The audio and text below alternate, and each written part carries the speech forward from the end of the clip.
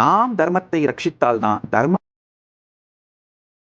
வான்முகில் வழாது பெய்தலும் மலிவளம் சுரத்தலும் மன்னன் கோன்முறை அரசு செய்தலும் குறைவு இல்லாது உயிர்கள் வாழ்தலும் தர்மம்.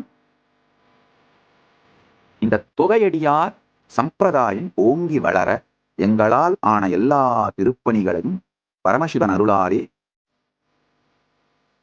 கொஞ்சம் எதிர்காலம் எந்த ட்ரெடிஷன், ரிலிஜியன், பிலாசபி சொல்யூஷன் கொடுத்தா மனிதன் அடிப்படையா ஆனந்தமா நிம்மதியா நல்லபடியா உடலாலும் மனதாலும் உயிராலும் இனிமையா எக்ஸைட்டடா இன்ஸ்பயர்டா வாழணும். ஒண்ணும் இல்லைங்க, இந்த மாதிரி உங்களுடைய சூழ்நிலையை நீங்க சொன்னீங்கன்னா கஸ்டமைஸ்டா ப்ரிசைஸா வேகால ப்ரிசைஸா உங்களுக்கு சரியான வாழ்வியல் தீர்வுகளை கொடுக்கறதுக்கு தான்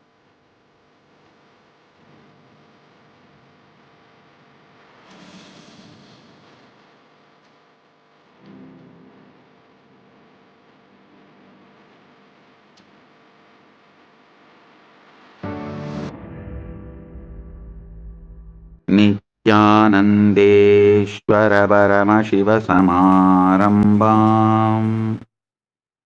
நித்யானந்தேஸ்வரி பரமசக்தி மத்யமாம் அஸ்மதாச்சார்ய பர்யந்தாம் வந்தே குரு பரம்பராம்.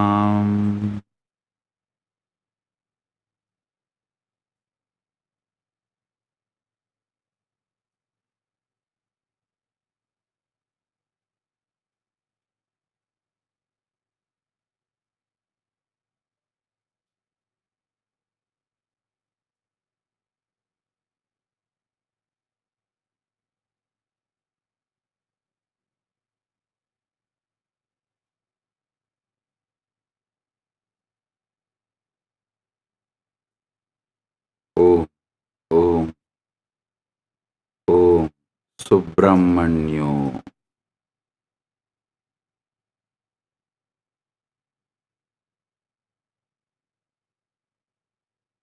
உங்கள் அனைவரை வணங்கி வரவேற்கின்றேன்.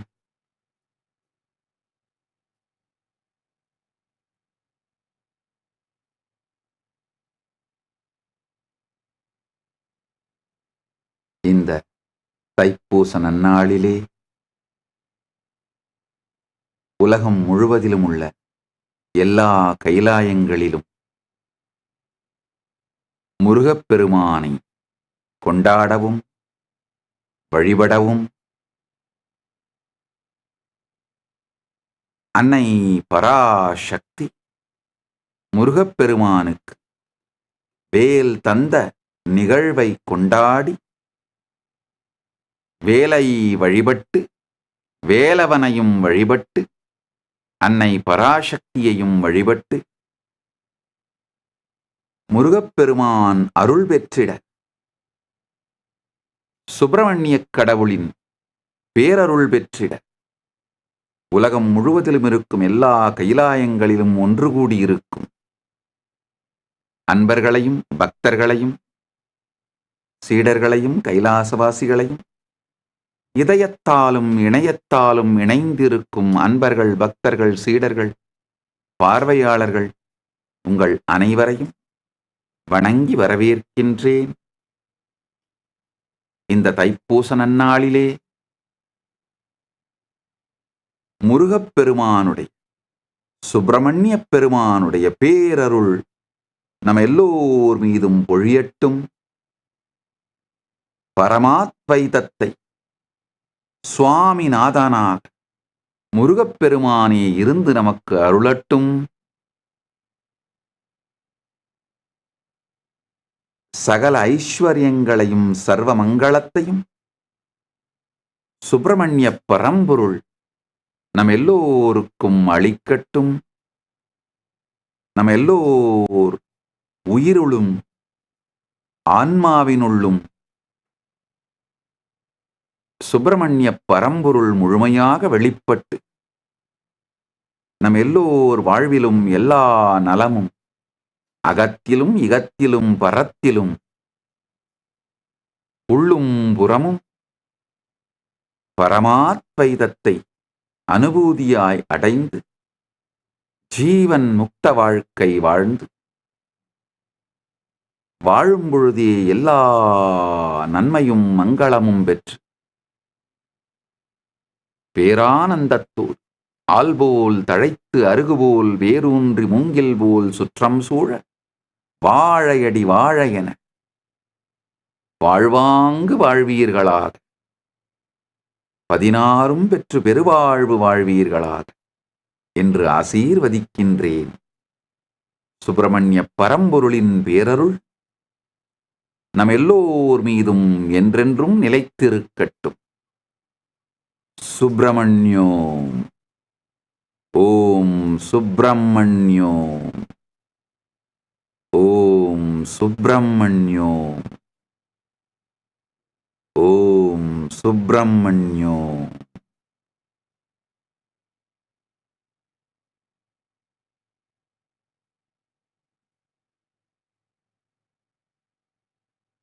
ஓம் சுப்பிரமணியோம். ஓம் சுப்பிரமணியோம். ஓம் சுப்பிரமணியோம்.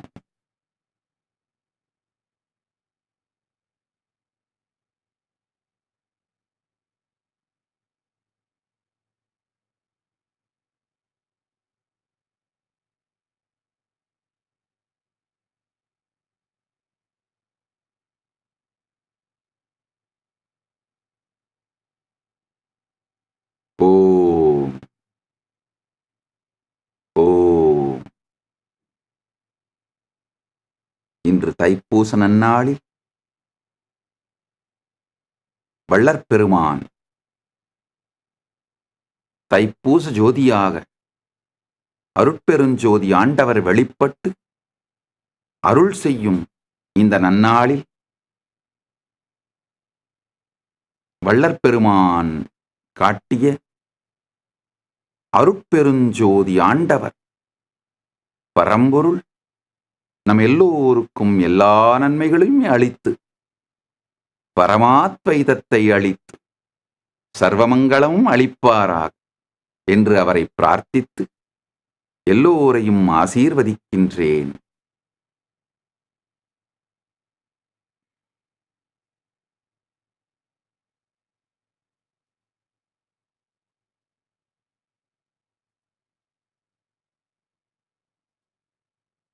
இன்றைய சத்சங்கத்திற்குள் நுழைவோம்.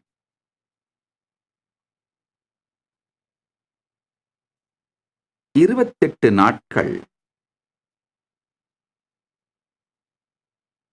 கைலாயத்தின் 49வது நித்யானந்தோத்சவம்.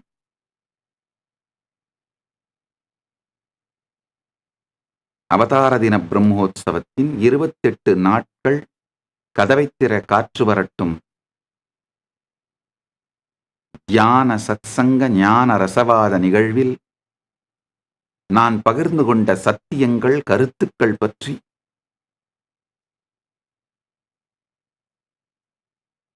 பெரிய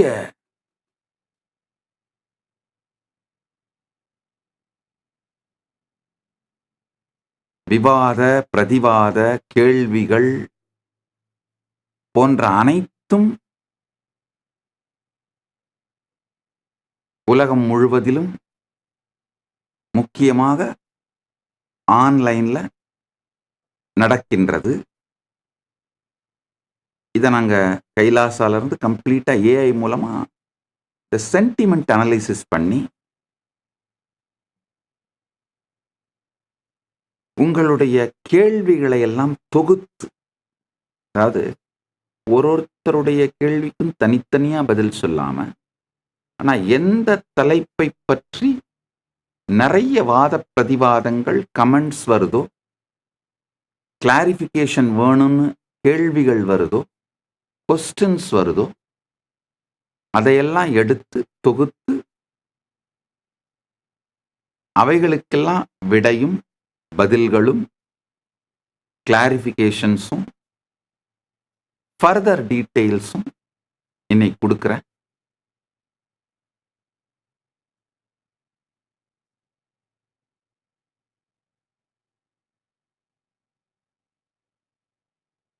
உதாரணத்துக்கு கைலாசஸ் டிஜிட்டல் அம்பாசிடர்னு ஒரு ப்ராஜெக்ட் லான்ச் பண்ணேன். ரொம்ப கேஷுவலாக தான் ஆரம்பித்தோம். இப்போ பல ஆயிரக்கணக்கான அப்ளிகேஷன்ஸ் டிஜிட்டல் அம்பாசிடராக மாறுறது. உங்கள் அனைவரையும் வரவேற்கின்றோம். இவ்வளவு பேரளவில் நீங்கள்லாம் பார்ட்டிசிபேட் பண்ணுவீங்க அப்படிங்கிறது எனக்கே பெரும் ஆச்சரியத்தை கொடுக்கின்றது.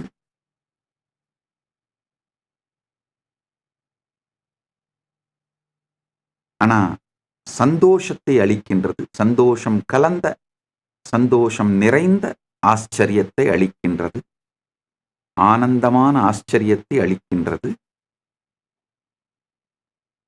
அதை பத்தி நிறைய பேர் கேள்விகள், டீட்டெயில்ஸ் கேட்குறீங்க. அதெல்லாம் இப்போ இன்னைக்கு பேசுறேன்.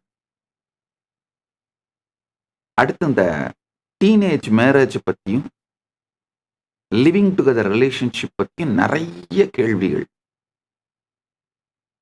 கேட்டிருக்கீங்க. அதை பற்றியும் எலாபரேட்டாக விளக்குறேன்.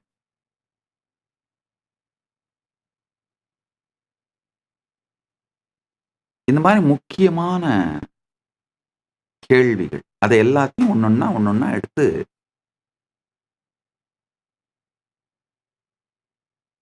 ஃபர்தர் கிளாரிஃபிகேஷன், அதாவது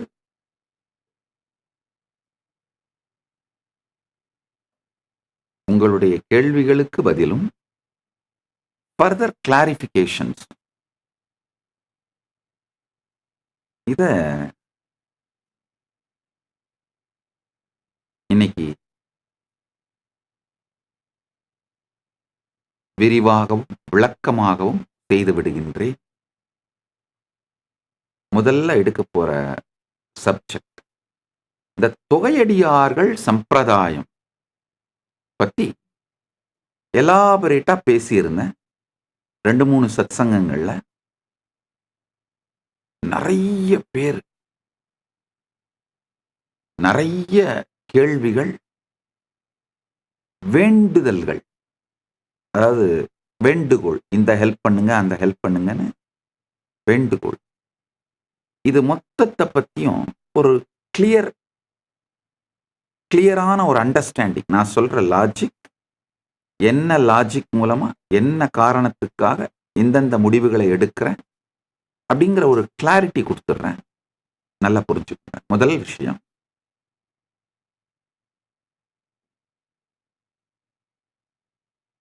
பாரதம் அப்படிங்கிறது ஒரு ஹிந்து சிவிலைசேஷனல் நேஷன். சனாதன இந்து தர்மத்தோட, சனாதன இந்து தர்மத்தை அடிப்படையாக வச்ச சிவிலைசேஷனல் நேஷன். நான் பாரதம்னு சொல்றது என்னன்னா, மகாபாரதத்திலே சொல்லப்படுகின்ற காந்தகாரம் முதல் காம்போஜம் வரை, அப்படின்னா இன்னைக்கு பிரசன்டே ஆப்கானிஸ்தானத்திலிருந்து கம்போடியா வரை, கைலாசம் முதல்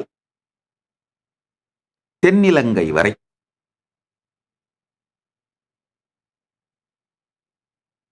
மகாபாரதத்திலே சொல்லப்படுகின்ற 56 தேசங்கள். இந்த மொத்த பரப்பைத்தான் நான் பாரதம்னு சொல்றேன். வேணும்னா மகாபாரதம்ன்ற வார்த்தையை யூஸ் பண்ணிக்கலாம். மகாபாரதத்திலே சொல்லப்படுகின்ற ஜியாகிரபி.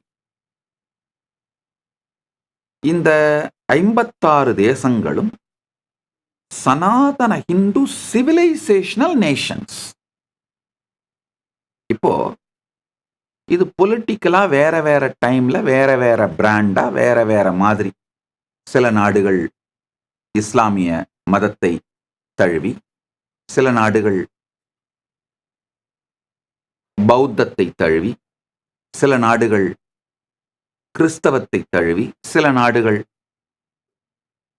செக்யூலரிசத்தை தழுவி, அது மாதிரி வேற வேற பிரின்சிபிள்ஸ, வேற வேற ரிலிஜியஸ் ஐடென்டிட்டியை அவங்களுடைய பொலிட்டிக்கல் பிராண்டான கான்ஸ்டிடியூஷனுக்கு உருவாக்கிக்கிட்டாங்க. அந்த ஒரு நாடுங்கிறது பொலிட்டிக்கல் பிராண்டு. அந்த பொலிட்டிக்கல் பிராண்ட்ல அவங்க உருவாக்குற கான்ஸ்டிடியூஷன், அதுக்கு ஜூரி ஸ்டூடெண்ட்ஸ் இதிலெல்லாம் அவங்க என்ன பண்ணிக்கிறாங்க, ஒருத்தரும் வேற வேற டைம்ல வேற வேற நாடுகள் வேற வேற மதத்தை அடாப்ட் பண்ணிக்கிட்டு அந்த பொலிட்டிக்கல் பிராண்ட்ஸ் உருவாகிக்கிட்டே இருக்கு.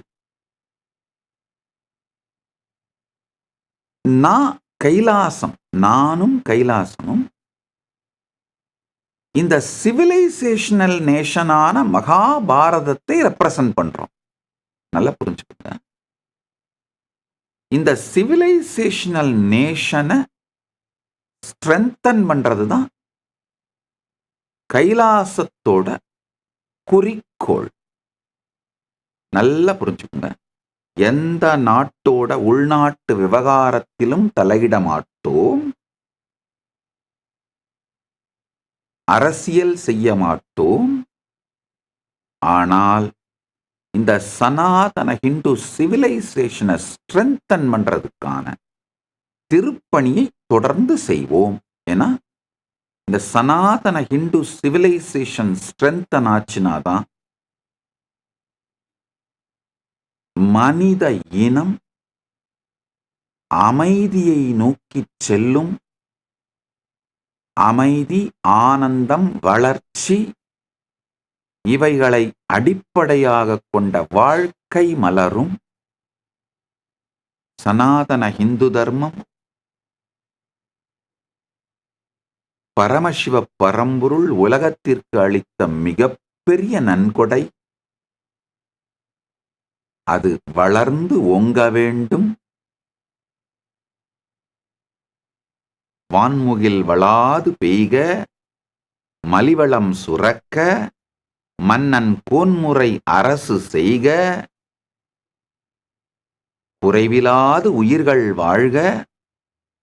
இதெல்லாம் நடக்கணும்னா நான்மறை அறங்கள் ஓங்க, நல் தவம் வேள்வி மல்க, மேன்மைகொள் சைவ நீதி விளங்கிட வேண்டும் உலகமெல்லாம். நல்லா புரிஞ்சுக்கோங்க. அதனால இந்த சிவிலைசேஷனல் நேஷனோட ரூட்ஸை ஸ்ட்ரென்தன் பண்ணி இந்த சிவிலைசேஷனல் நேஷனோட கார்டியன்ஸ் எம்பவர் பண்றது தான், என்ரிச் பண்றது தான் கைலாயத்தோட தலையாய நோக்கம், திருப்பணி. இந்த சிவிலைசேஷனல் நேஷன், சனாதன ஹிந்து சிவிலைசேஷனல் நேஷன் ஆன இந்த மகாபாரதம்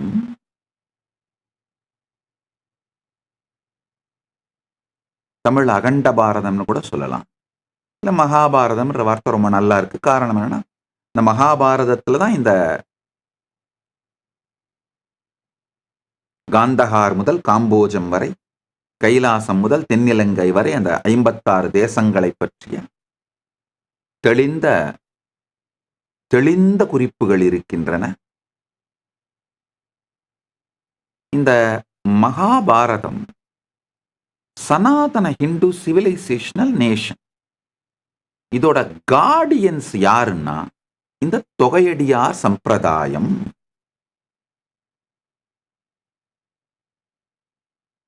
நல்லா புரிஞ்சுக்கோங்க.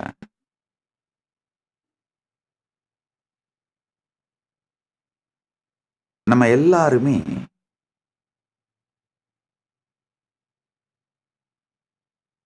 கோவில்ல போய் பெருமானை வழிபட்டுட்டு அங்க இருக்கிற 63 நாயன்மார்களை எல்லாம் உருகி உருகி வழிபட்டுட்டு எப்போதும் திருக்கோயில்ல குங்கிலிய திருப்பணி செஞ்சுக்கிட்டே இருந்த குங்கிலியக்கலைய நாயனார வழிபடுவோம்.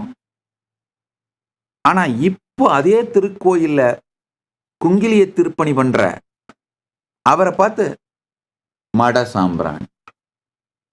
சாம்பிராணி மடையன் அப்படின்ற ஒரு கீழ்த்தரமான இழிவான பார்வை பார்ப்போம்.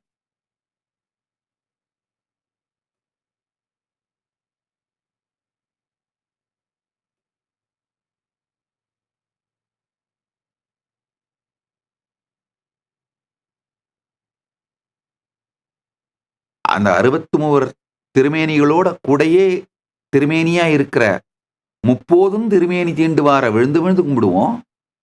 ஆனா அந்த கோயில்ல முப்போதும் திருமேனி தீண்டிக் கொண்டு இருக்கின்ற அந்த சிவாச்சாரியாரையோ பூசகரையோ ரொம்ப சீப்பா ட்ரீட் பண்ணுவோம்.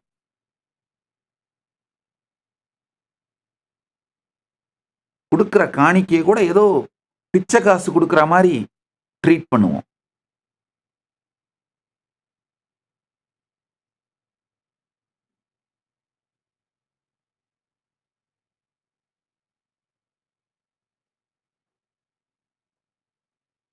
அதே அந்த 63 நாயன்மார்களுடையே பிரதிஷ்டை செய்யப்பட்டிருக்கின்ற பரமனையே பாடுவார். அவர் திருமேனியை விழுந்து விழுந்து கும்பிடுவோம். ஆனா அதே கோவில்ல ஓதுவாமூர்த்தியாக இருந்து பரமனை பாடிக்கொண்டிருப்பவரை ரொம்ப சீப்பா ட்ரீட் பண்ணுவோம். இதெல்லாம் நடக்கிற உண்மை, அப்படியே சொல்றேங்க. நல்லா புரிஞ்சுக்குங்க. அந்த 63 நாயன்மார்களிலே திருமேனி வடிவத்திலே இருக்கிற முழுநீர் பூசிய முனிவரை விழுந்து விழுந்து கும்பிடுவோம். அதே கோவில்ல முழுநீர் பூசி அந்த பெருமானே கதின்னு வாழற சாமியார்களை பார்த்து என்ன பண்ணுவோம்? பட்டடிச்சு ஊரைய மாத்திரம்பார் அப்படின்னு கமெண்ட் அடிப்போம். நல்லா புரிஞ்சுக்கோங்க. கடந்த காலத்திலே இந்த பெரியவர்கள் எல்லாம் வாழ்ந்தார்கள். அவர்கள் பரமசிவ பதம் அடைந்தார்கள். ஆனா இந்த காலத்துல அதெல்லாம் சாத்தியம் இல்லை அப்படின்னு நினைச்சிங்கன்னா, ஹிந்து மதத்தை மியூசியத்துல வைக்க முயற்சி பண்ற இந்து விரோத சக்திகளோட பிரெயின் வாஷிங்ல நீங்களும் அந்த மூளைச்சலவைக்கு ஆளாகி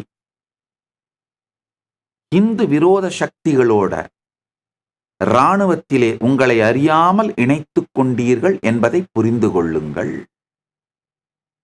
நல்லா புரிஞ்சுக்கோங்க. இன்னொன்னு சொல்றேன். ரொம்ப சின்சியரா சனாதன இந்து தர்மத்து மேல பக்தி இருக்கிற சமூகத்திலே பிரபலமா இருக்கிறவங்க கூட, அதாவது கோவிலா போவாங்க, சாமி கும்பிடுவாங்க. அதெல்லாம் சோசியல் மீடியாலாம் கூட வரும். அவங்க கோயிலுக்கெல்லாம், பல கோயிலுக்கு போறது சோசியல் மீடியால வர்றதெல்லாம், அதெல்லாம் கூட சோசியல் மீடியால வரும். அவங்க அந்த கோயிலுக்கு போய் திருநீர் வாங்கி பெருசு பெருசா பூசிக்கிறாங்க, தரிசனம் பண்றாங்க. ஆனா அதே நபர்கள் பொதுவெளியில சினிமாவிலேயோ ஊடகத்திலேயோ பேசும்போது விபூதி அடிச்சிட்டான் அப்படிங்கிறத மிக கேவலமான ஏமாற்றிவிட்டான் என்கின்ற பொருளோடு சேர்ந்து காமெடி பண்ணுவாங்க. இந்த ஹிப்போக்ரசியை பாருங்க. அதாவது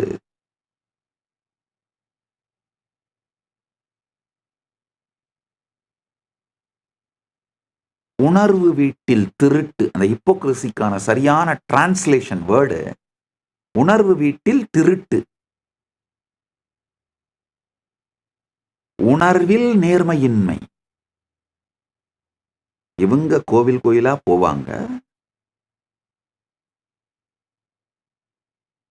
சாமி கும்பிடுவாங்க, திருநீர் பூசிப்பாங்க. ஆனா ஒரு சினிமாலையோ இல்ல அரசியல் மேடை ஏறினாலோ இல்ல பொதுத்தளத்துல பொது மேடை ஏறினாலோ என்ன பண்ணுவாங்க? சனாதன இந்து தர்மத்தினுடைய இந்த மிகப்பெரிய மரபுகளை அவதூறு பண்ணி, கிண்டல் பண்ணி, கேலி பேசுறது. விபூதி அடிச்சிட்டியா, எனக்கே பட்ட சாத்திட்டியா. இவங்க பாத்தீங்கன்னா திருப்பதி பெருமாளை போய் தரிசனம் பண்ணுவாங்க.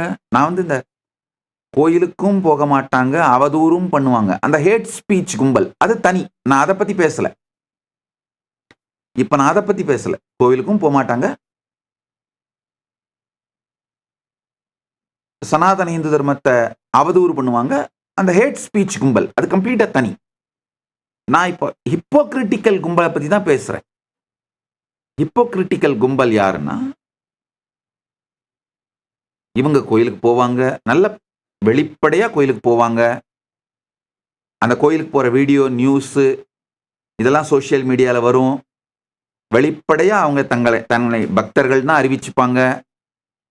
ஆனா, அவங்களுடைய படங்கள்ல, சினிமால, இல்ல அவங்க பொது மேடையில ஏறும்போது, அரசியல் மேடையில ஏறும்போது, அந்த மாரி சூழ்நிலையெல்லாம் தொடர்ந்து சனாதன இந்து தர்மத்தோட வாழ்க்கை முறைய கிண்டல் அடிக்கிற மாரி, கேலி பண்ற மாரி, அவதூறு பண்ற மாதிரி, அது மாதிரி கமெண்ட்ஸாவே பண்ணுவாங்க. அதாவது அடுத்த ஜெனரேஷனை பிரெயின் வாஷ் பண்றது. விபூதி அடிச்சிட்டியா அப்படிங்கிறத ஒரு ஏமாத்துறதுக்கு சமமான ஒரு வார்த்தையா மாத்துறது. திருமண் சார்த்திக் கொள்வதை, நான் பட்டநாமம் போட்டியா, பட்டநாமம் சாத்திட்டியா அப்படிங்கிறத ஒரு ஏமாற்றுவதற்கு சமமான வார்த்தையா மாத்துறது. சட்டிலா அடுத்த தலைமுறையை பிரெயின் வாஷ் பண்றது. இந்த கொடுமைகளை எல்லாம் செய்வார்கள். ஒரு பக்கம் இந்த கொடுமைகளை எல்லாம் செஞ்சுட்டு, அதாவது உணர்வு வீட்டிலே திருட்டுன்னு சொல்றேன் பாருங்க. உணர்வுல நேர்மை இல்லாமல் இந்த கொடுமைகளை எல்லாம் செஞ்சுட்டு, பெருமான் முன்னாடி போய் நின்னு, ஐயா பெருமானே, வேற வழி இல்ல. அந்த சூழ்நிலையில டைரக்டர் எழுதி கொடுத்த டயலாக் பேச வேண்டியதா இருக்கு. இல்ல பொலிட்டிக்கல் மேடை, சமூக மேடை, அந்த சூழ்நிலையில அப்படித்தான் பிஹேவ் பண்ண வேண்டியதா இருக்கு. நீ தயவு செஞ்சு அதையெல்லாம் கண்டுக்காம என் படம் வெற்றி அடையணும், இல்லை என் தொழில் வெற்றி அடையணும், நான் மேன்மேலும் சிறக்கணும் எல்லாம் கேட்டீங்கன்னா, பிரபஞ்சம் என்ன பண்ணும்? நீ எப்படி ஹிப்போக்ரஸியோட இருக்கியோ அதே மாதிரி ஹிப்போக்ரஸி தான் லைஃப் உனக்கு காட்டும். பிரபஞ்சம் வாழ்க்கையை உங்களுக்கு கண்ணாடியா தான் காட்டும். நீங்க சொல்றீங்களா, ஓ டைரக்டர் எழுதி கொடுத்த டயலாக் நடிச்சிட்டேன், அது அரசியல் மேடை, அந்த சூழ்நிலை நான் அப்படிதான் பேசி ஆகணும், பேசிட்டேன். இது ஒரு சாதாரண கிண்டல் கேலி தானே, பரவாயில்ல. சமூக மேடை அப்படிதான், ஒரு பட்டிமன்றம், அதனால கிண்டல் பண்ணிட்டேன். நீங்க இதெல்லாம் சொன்னீங்கன்னா பெருமான் என்ன பண்ணுவாரு? கரெக்டுப்பா, நானும் உனக்கு அருளை அனுப்புனேன், ஆனா குறுக்கால நந்தி வந்து தடுத்துட்டாரு. ஏன்னா அவர் எப்பவும் பட்டை போட்டிருக்கிறதுனால, நீ பட்டை போடுறத கிண்டல் பண்ணதுனால அவர் வந்து தடுத்துட்டாரு அப்படின்னு பெருமானும் சும்மா இருப்பார். நான் என்னப்பா பண்றது? நீ எப்படி உன்னுடைய ப்ரெஷர்னால நீ செஞ்சியோ, நானும் அதே மாதிரி எனக்குன்னு ஒரு சோசியல் ப்ரெஷர் இருக்குல்லப்பா, என் ஈகோ சிஸ்டத்துக்கு ப்ரெஷர் இருக்குல்லப்பா, என் ஈகோ சிஸ்டம் எனக்கு ப்ரெஷர் கொடுக்கும்லப்பா அப்படின்னு பொறுமையா நிம்மதியா இருந்துப்பார். நன்றாக புரிந்து கொள்ளுங்கள். நான் சொல்றது ஒரு ஆழமான பிரச்சனை. இப்போ நான் வந்து பொது வெளியில தாங்கள் கோயிலுக்கும் போக மாட்டோம் அப்படின்னு போகாம இருந்துட்டு,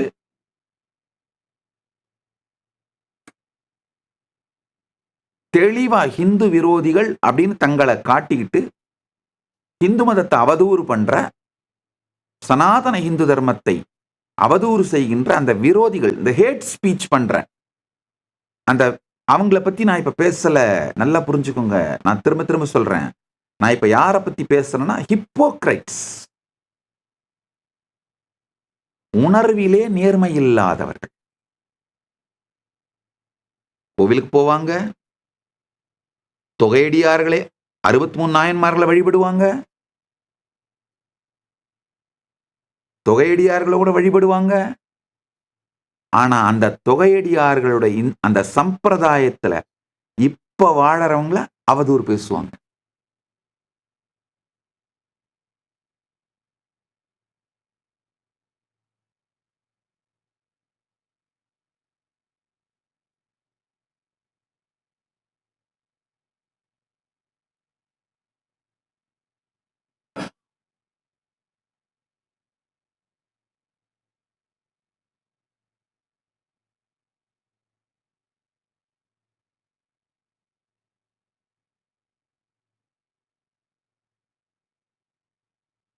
இந்த ஹிப்போக்ரேட்ஸ் எல்லாருமே, உணர்வில் நேர்மை இல்லாதவர்கள் எல்லாருமே உங்களை அறியாமலேயே சனாதன இந்து தர்மத்தின் விரோதிகளுடைய இராணுவத்துல நீங்க மூளைச்சலவை செய்யப்பட்டு சேர்க்கப்பட்டு விட்டீர்கள். அவங்களோட ஆர்மியில உங்களை அறியாமலே நீங்க சேர்ந்திருக்கீங்க. இப்ப நான் சொல்றத பல நிலையில மேப் பண்ணி பாருங்க.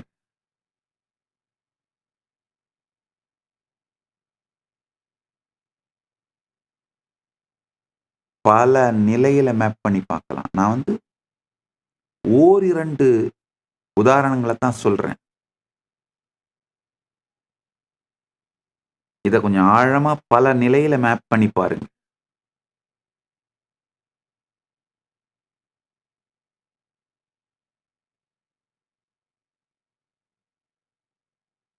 இந்த தொகையடியார் சம்பிரதாயம் சிறப்பதுதான்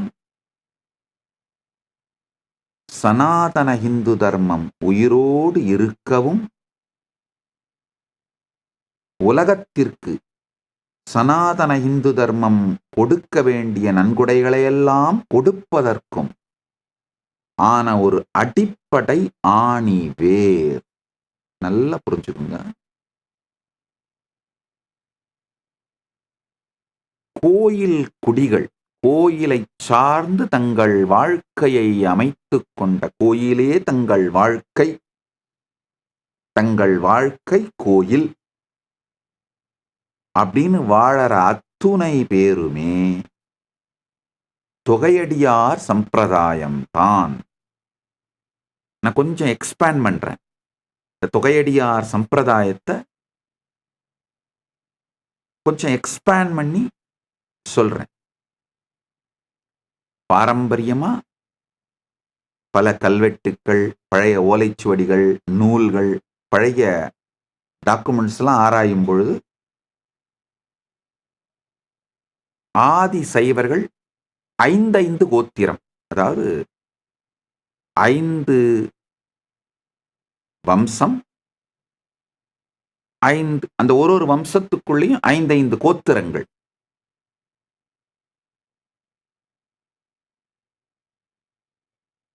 இப்ப அதுக்குள்ள நான் போக விரும்பல. ஏன்னா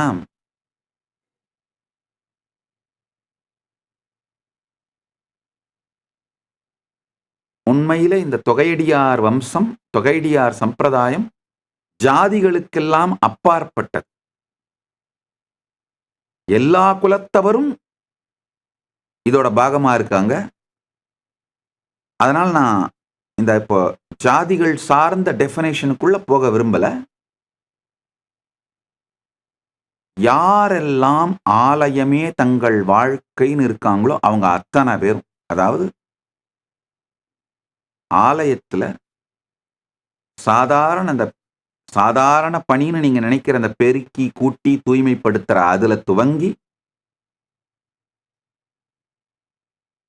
பூஜை செய்கின்ற சிவாச்சாரியார்கள்ல இருந்து உச்சஸ்தானத்துல நிர்வாக அதிகாரியா இருக்கிற அத்துணை பேரும் தொகையடியார்கள் சம்பிரதாயமே.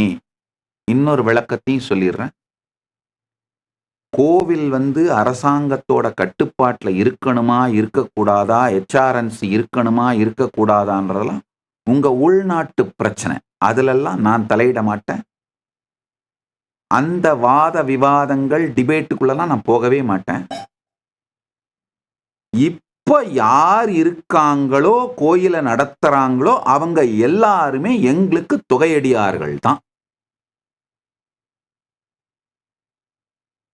கைலாயத்தோட அன்பர்களும் பக்தர்களும் இப்ப யாரெல்லாம் கோயிலை நடத்துறதுல இன்வால்வ் ஆயிருக்காங்களோ அவங்க அத்துணை பேரும் தொகையடியார்கள் தான்.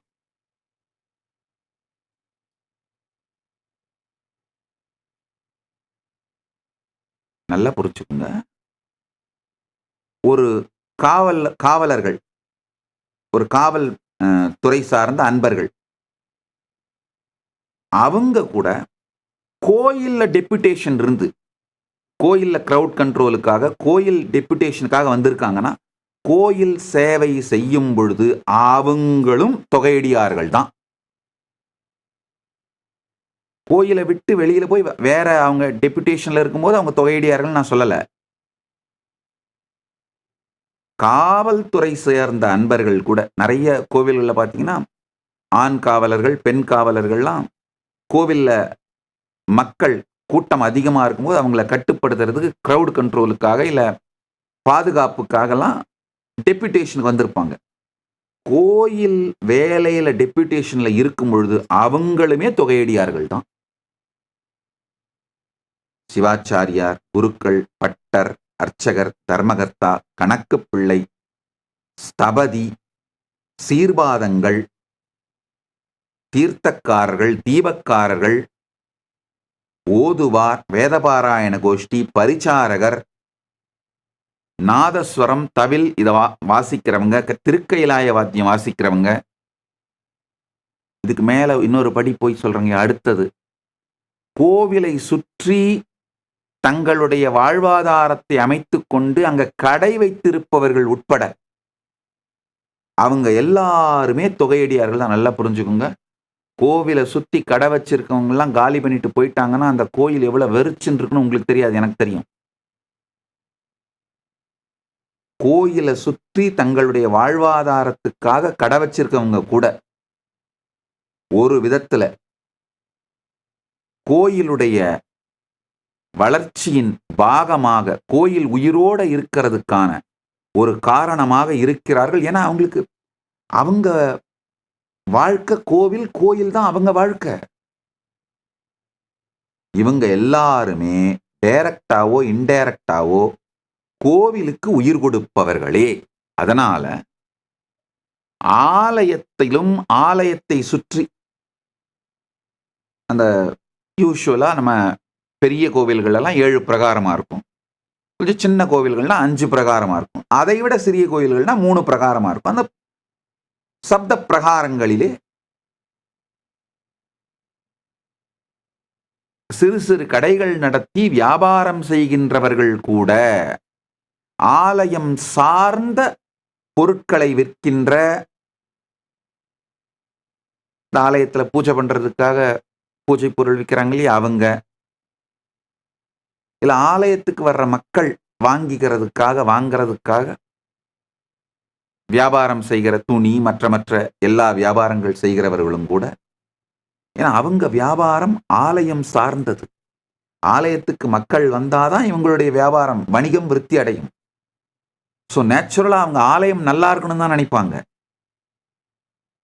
பெரும்பாலான கோயில்களை நான் பார்த்திருக்கேன். ஆலயம் சுற்றி வணிகம் செய்யறவங்கலாம் ஆலயத்துல ஏதாவது சில கட்டளைகள் செய்வாங்க.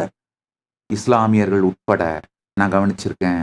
பல ஊர்கள்ல ஆலயத்தை சுத்தி கடை வச்சு வாழ்வாதாரத்தை பெருக்கிக் கொள்ளுகின்ற இஸ்லாமியர், கிறிஸ்தவர்கள் கூட ஆலயத்திற்கு ஏதாவது ஒரு கட்டளை செய்து திருவிழா கட்டளைகள் நடத்துவதை நான் பார்த்திருக்கின்றேன்.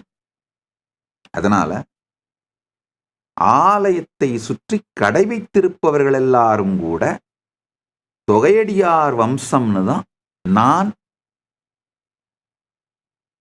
டிஃபைன் பண்றேன். இந்த தொகையடியார் வம்சம் சிறக்கணும். நல்லா புரிஞ்சுக்குங்க.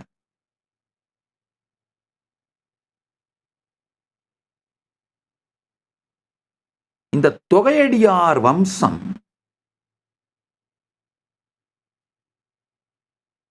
சிறக்குமானால், இந்த தொகையடியார் சம்பிரதாயம் நன்றாக ஓங்கி வளருமானால், சனாதன இந்து தர்மம் பல்வேறு விதங்களில் மேம்பாடு அடையும். அதோட ஆணி வேர்கள் பலப்படும்.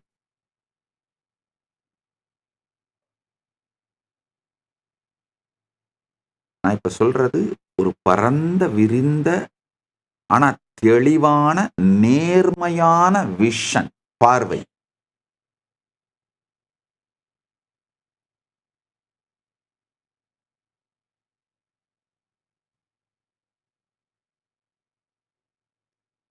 இதுல இன்னும் ஆழமான புரிதல்கள், சிந்தனைகள், வாத பிரதிவாதங்கள் இது எல்லாமே வரவேற்கப்படுகின்றது.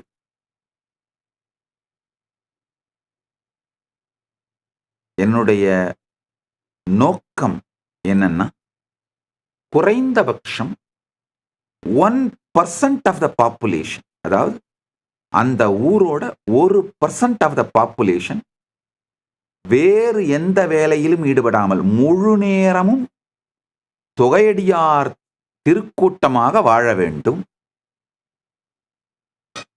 குறைந்தபட்சம் 5% ஆஃப் தட் அந்த ஊரோட பாப்புலேஷன் ஒரு வாழ்வாதாரத்திற்காக கொஞ்சம் செல்வமும் சேர்த்து கொண்டு, ஆனா கோயில் திருப்பணி அதுதான் இறைவனும் இறைவன் திருப்பணியுமே தங்களுடைய லைஃபோட ஃபர்ஸ்ட் ப்ரையாரிட்டியா வச்சு வாழறவங்க இருக்கணும். நல்லா புரிஞ்சுக்கோங்க. 1% ஆஃப் த பீப்புள் இறைவனும் இறைவன் சேவையும் மட்டுமே ஒன்லி ப்ரையாரிட்டி, ஃபர்ஸ்ட் ப்ரையாரிட்டி மட்டும் இல்ல, ஒன்லி ப்ரையாரிட்டி அப்படின்னு வாழறவங்க அந்த ஊரோட 1% பாப்புலேஷன் அப்படி மாறணும். 5% பாப்புலேஷன், அந்த ஊரோட 5% பாப்புலேஷன் இறைவனும் இறை பணியும் தான் ஃபர்ஸ்ட் ப்ரையாரிட்டி அப்படின்னு வச்சு, செல்வம் மற்றதெல்லாம் செகண்ட் ப்ரையாரிட்டி தேர்ட் ப்ரையாரிட்டியை வச்சு வாழணும்.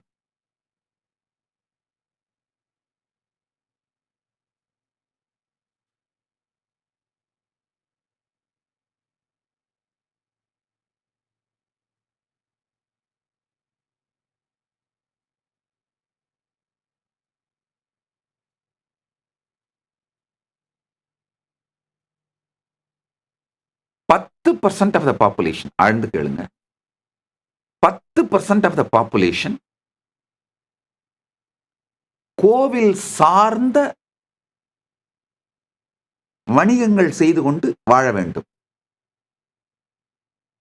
யூசுவலா இந்த கோவில் சார்ந்த வணிகங்கள் செய்யறவங்க எல்லாருமே இங்கயா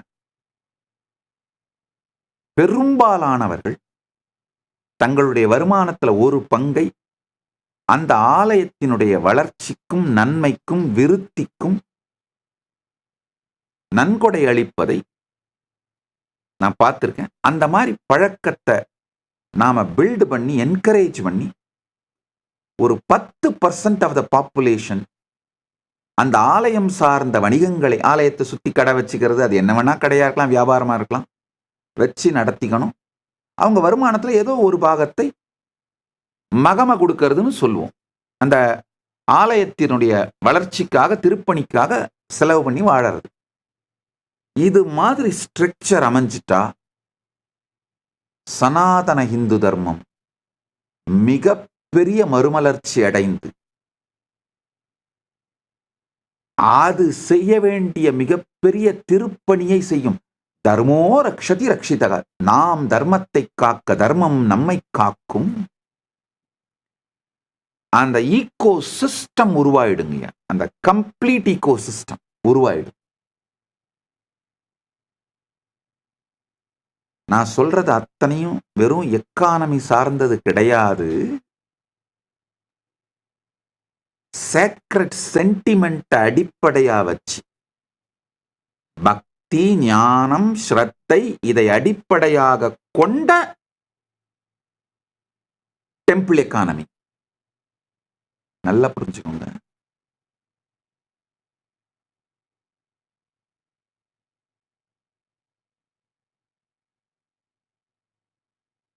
டெம்பிள் எக்கானமி செக்யூலர் எக்கானமிக்கு எந்த விதத்திலையும் சம்பந்தம் கிடையாது. ரெண்டும் வேற வேற.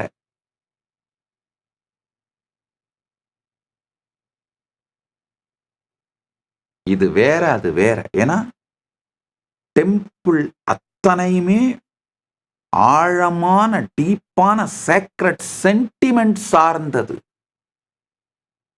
நான் ஏற்கனவே ஒரு சத்சங்கத்தில் கூட சொல்லியிருக்கேன்.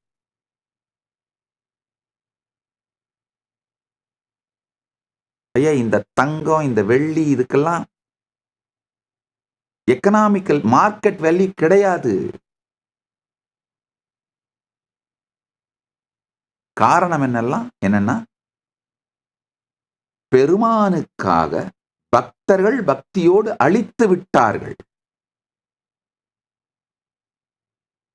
இப்போ நாம் போட்டிருக்கிற இந்த நகைகளோ, ஆக்சுவலா அது ருத்ராட்சம். நகைன்ற வார்த்தை தவறு, ருத்ராட்சம். உங்களுக்கு புரியறதுக்காக நகைன்ற வார்த்தை யூஸ் பண்ண. இவைகளோ இல்ல இந்த வேலோ மயிலோ இந்த எல்லாமும் இந்த பீடத்தை நடத்துவதற்காக பக்தர்கள் கொடுத்திருக்காங்க. ஏன்னா நம்முடைய பாரம்பரியத்தை சம்பிரதாய பரிபாலனார்த்தம் இவைகளை எல்லாம் பக்தர்கள் கொடுத்திருக்காங்க. நான் உபயோகப்படுத்துறேன். இது காலம் காலமாக அப்படியே என்னுடைய திருமேனியோ அல்லது என்னுடைய சீடர்களோ இதை யார் தொடர்ந்து நடத்துறாங்களோ அது அப்படியே நடத்த வேண்டியதுதான், அவ்வளவுதான். சிலது அர்ச்சாவதாரத்திற்கு, என்னுடைய அர்ச்சாவதாரத்திற்கு சார்த்தப்படும், சிலது அந்த சீடர்கள் யார் அந்த பொறுப்பை எடுத்து நடத்துறார்களோ அவங்க உபயோகப்படுத்துவார்கள், அவ்வளவுதான். தவிர இதுக்கு எக்கனாமிக்கல் மார்க்கெட் வேல்யூ கிடையாது.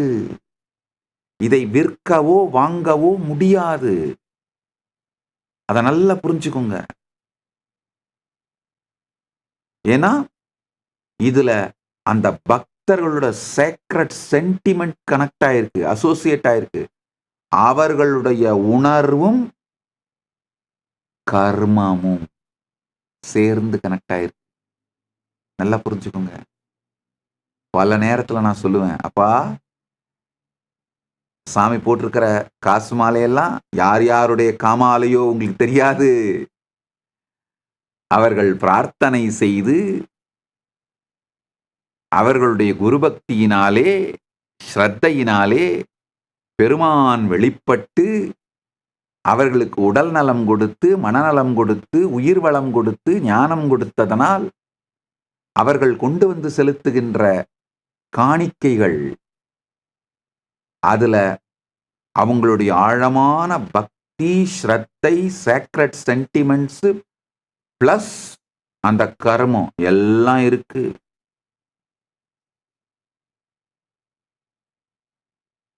அதனால அந்த நகைகளை உருக்கவோ உருமாற்றம் செய்யவோ விற்கவோ வாங்கவோ எந்த விதத்திலும் எங்களுக்கு உரிமை இல்லை. நாங்கள் அதை செய்ய மாட்டோம். கைலாயத்தோட விதியாக இதை வகுத்து வைத்து விட்டேன். ஏற்கனவே சொல்லியிருந்தேன் நினைக்கிறேன். கைலாயத்தினுடைய எல்லா ஆசிரமங்கள், அந்த நிலம் சொத்துக்கள், அதுக்கு ரியல் எஸ்டேட் வேல்யூ கிடையாது. கைலாயத்தோட எல்லா கோயில்கள்லையும் இருக்கிற தங்கம் வெள்ளி நகைகள் பூஜை பொருட்கள் இது எதுக்குமே மார்க்கெட் வேல்யூ கிடையாது. காரணம் என்னன்னா இதை எதையுமே விற்கவோ வாங்கவோ முடியாது. அவையெல்லாம் அந்தந்த அர்ச்சாவதார திருமேனிக்கு சொந்தம்.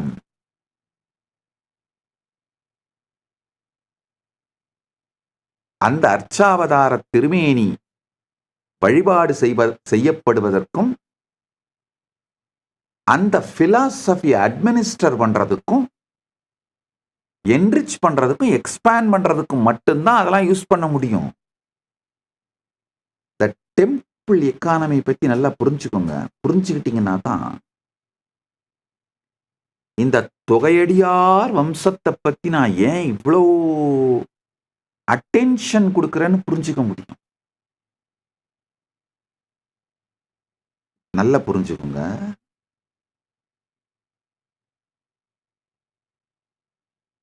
ஆமா, நம்முடைய கோயில் சொத்துக்கள் மூவபிள் அசட்ஸ், வைரம் தங்கம் வெள்ளி, இந்த பெரும் மூவபிள் அசட்ஸ் ரத்னம் எல்லாத்தையும் இஸ்லாமிய படையெடுப்பின் போது அந்த தீவிரவாதிகள் கொள்ளை கொண்டு போனார்கள். அதுல இல்லைன்னு நான் சொல்லல.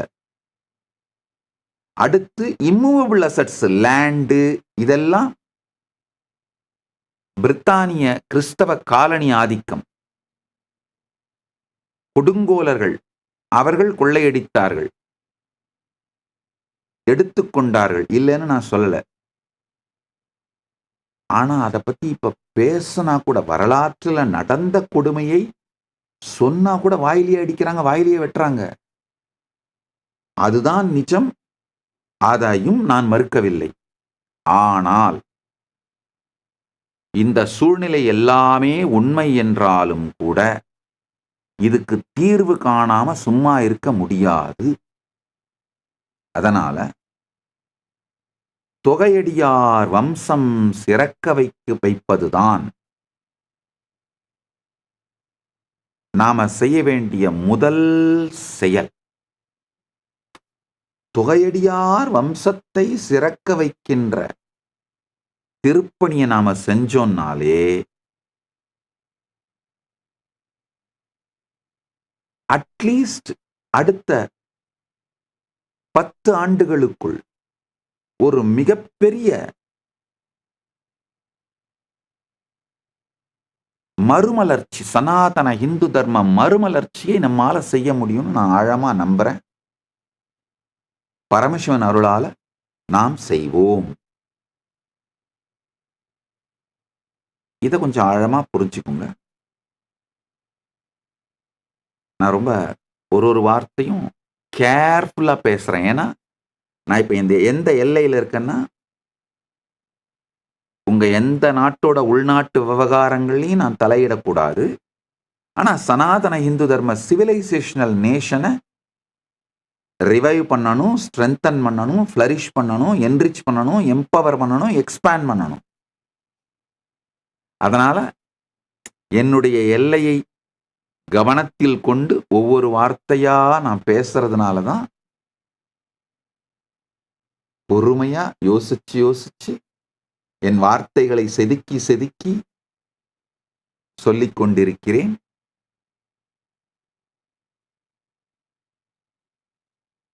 தொகையடியார் சம்பிரதாயம் சிறக்கணும். நிறைய பேரு கேள்வி கேட்டிருக்கீங்க. இந்த தொகையடியார் சில பேர் கோவில் சொத்தை திருடுறாங்க, இந்த மாதிரி பல பிரச்சனைகள். நல்லா புரிஞ்சுக்கோங்க, இந்த பிரச்சனைகளுக்கெல்லாம் நமக்குள்ளேயே அதை தீர்த்து கொள்வதற்கான ஈகோ சிஸ்டம் இருந்ததுங்கய்யா. திருவாரூர்ல தேவாசிரிய மண்டபம் இருந்தது.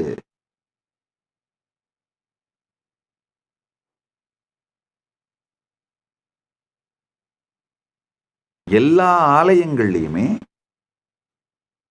ஆலயம் சார்ந்த விஷயங்களை நிர்வாகம் பண்றதுக்கும் பிரச்சனைகளை தீர்த்துக்கிறதுக்கும் நம்மளை நாமளே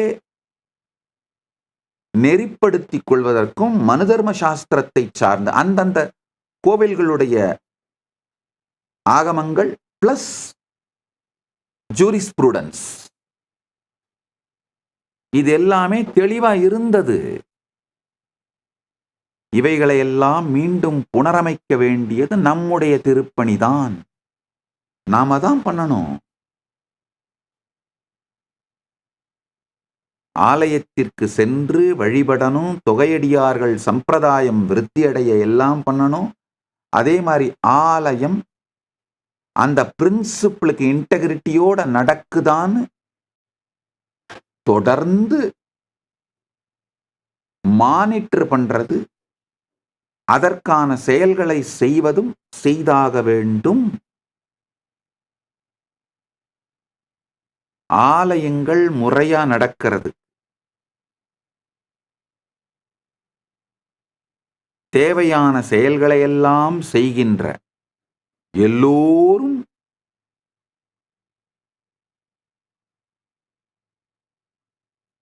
சிவபெருமானுடைய கணத்திற்கு சமம், சிவகணங்களுக்கு சமம்.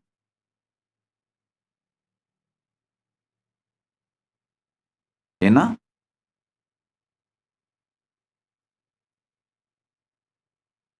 செக் அண்ட் பேலன்ஸ்னு சொல்லுவோம்.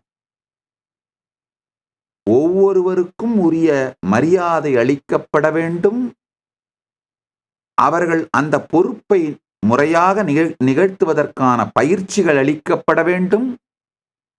வழி தவறினால் அவர்களை வழிப்படுத்த நெறிப்படுத்த பக்தர்கள்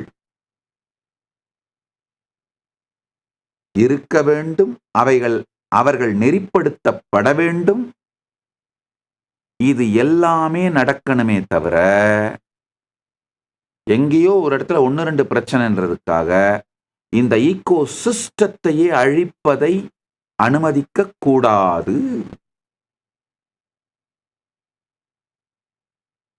ஐயா, இந்த தொகையடியார்கள்ல ஆல்மோஸ்ட் ஒரு 5 சம்பிரதாயங்கள், 9 சம்பிரதாயத்துல 5 பேர், 5 சம்பிரதாயம் இப்ப ஆளே இல்லைங்கய்யா.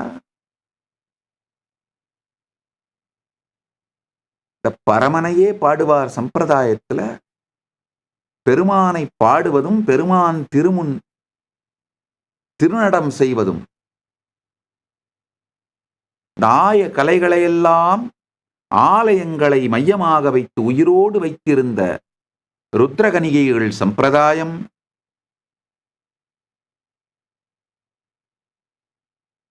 சித்தத்தை சிவன்பாலே வைத்தார்னு தங்கள் வாழ்க்கையே பெருமானை தியானிப்பதற்கே சமர்ப்பித்து ஆலயங்களுக்குள்ளேயே அந்த கோவில் பிரசாதத்தையே வாங்கி சாப்பிட்டுட்டு கோவில்லையே தங்கியிருந்து பெருமானையே தியானித்து கோயிலே தங்கள் வாழ்க்கையாக கொண்டு வாழ்ந்த சித்தத்தை சிவன்பாலே வைத்தார் அந்த சம்பிரதாயங்கள் எனக்கு தெரிஞ்சுங்க.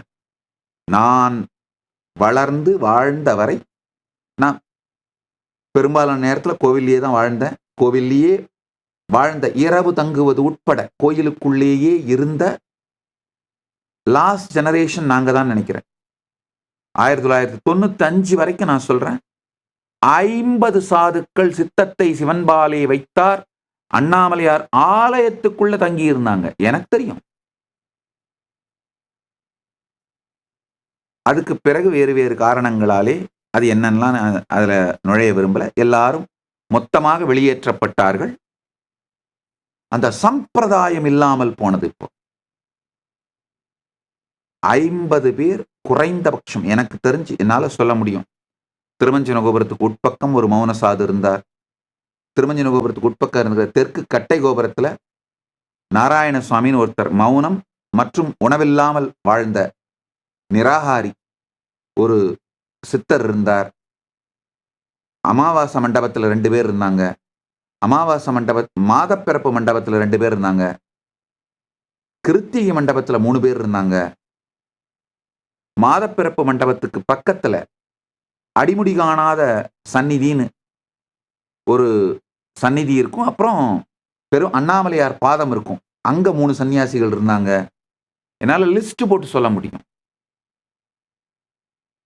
சித்தத்தை சிவன்பாலை வைத்தார்ன்ற சம்பிரதாயமே இப்ப இல்லைங்க. கோயிலையே வாழ்க்கையாக கொண்டு அவங்க எல்லாருமே இப்ப கோயிலை விட்டு வெளியேற்றப்பட்டு விட்டார்கள். இது மாதிரி பல தொகையடியார் சம்பிரதாயத்துல பல சம்பிரதாயத்தை நாம் இழந்து கொண்டே இருக்கின்றோம். அதே மாதிரி முழுநீர் பூசிய முனிவர், இந்த முழுநீர் பூசிய முனிவர்னு சொல்வோம். அதெல்லாம் புனரமைக்கப்பட வேண்டும், மீண்டும் மலர வேண்டும். இந்த சம்பிரதாயங்கள் எல்லாமே மீண்டும் மலர வேண்டும் அப்படிங்கிறது தான் என்னுடைய நோக்கம், கைலாயத்தோட நோக்கம். இப்ப இந்தியான்னு சொல்ற அந்த நிலப்பரப்பு மட்டும் இல்ல, மகாபாரதம்னு நான் சொல்ற மொத்த நிலப்பரப்புலையும் காந்தஹார் முதல் காம்போஜம் வரை, கைலாசம் முதல் தென்னிலங்கை வரை, இந்த 56 தேசங்களிலும் இந்த புனர் அமைத்தல், ரிவைவல் நடக்க வேண்டும். ஒரு நல்ல விஷயம். பல அன்பர்கள், பக்தர்கள் மலேசியா, ஸ்ரீலங்கா, நேபாள், பங்களாதேஷ், பாகிஸ்தான், பூட்டான்ல இருந்தெல்லாம் மெசேஜ் பண்ணியிருக்கீங்க. அங்கெல்லாம் கூட தொகையடியார் சம்பிரதாயம் மலர சிறக்க கைலாயம் தன் திருப்பணியை செய்யும். கைலாசம் தன் திருப்பணியை செய்யும்.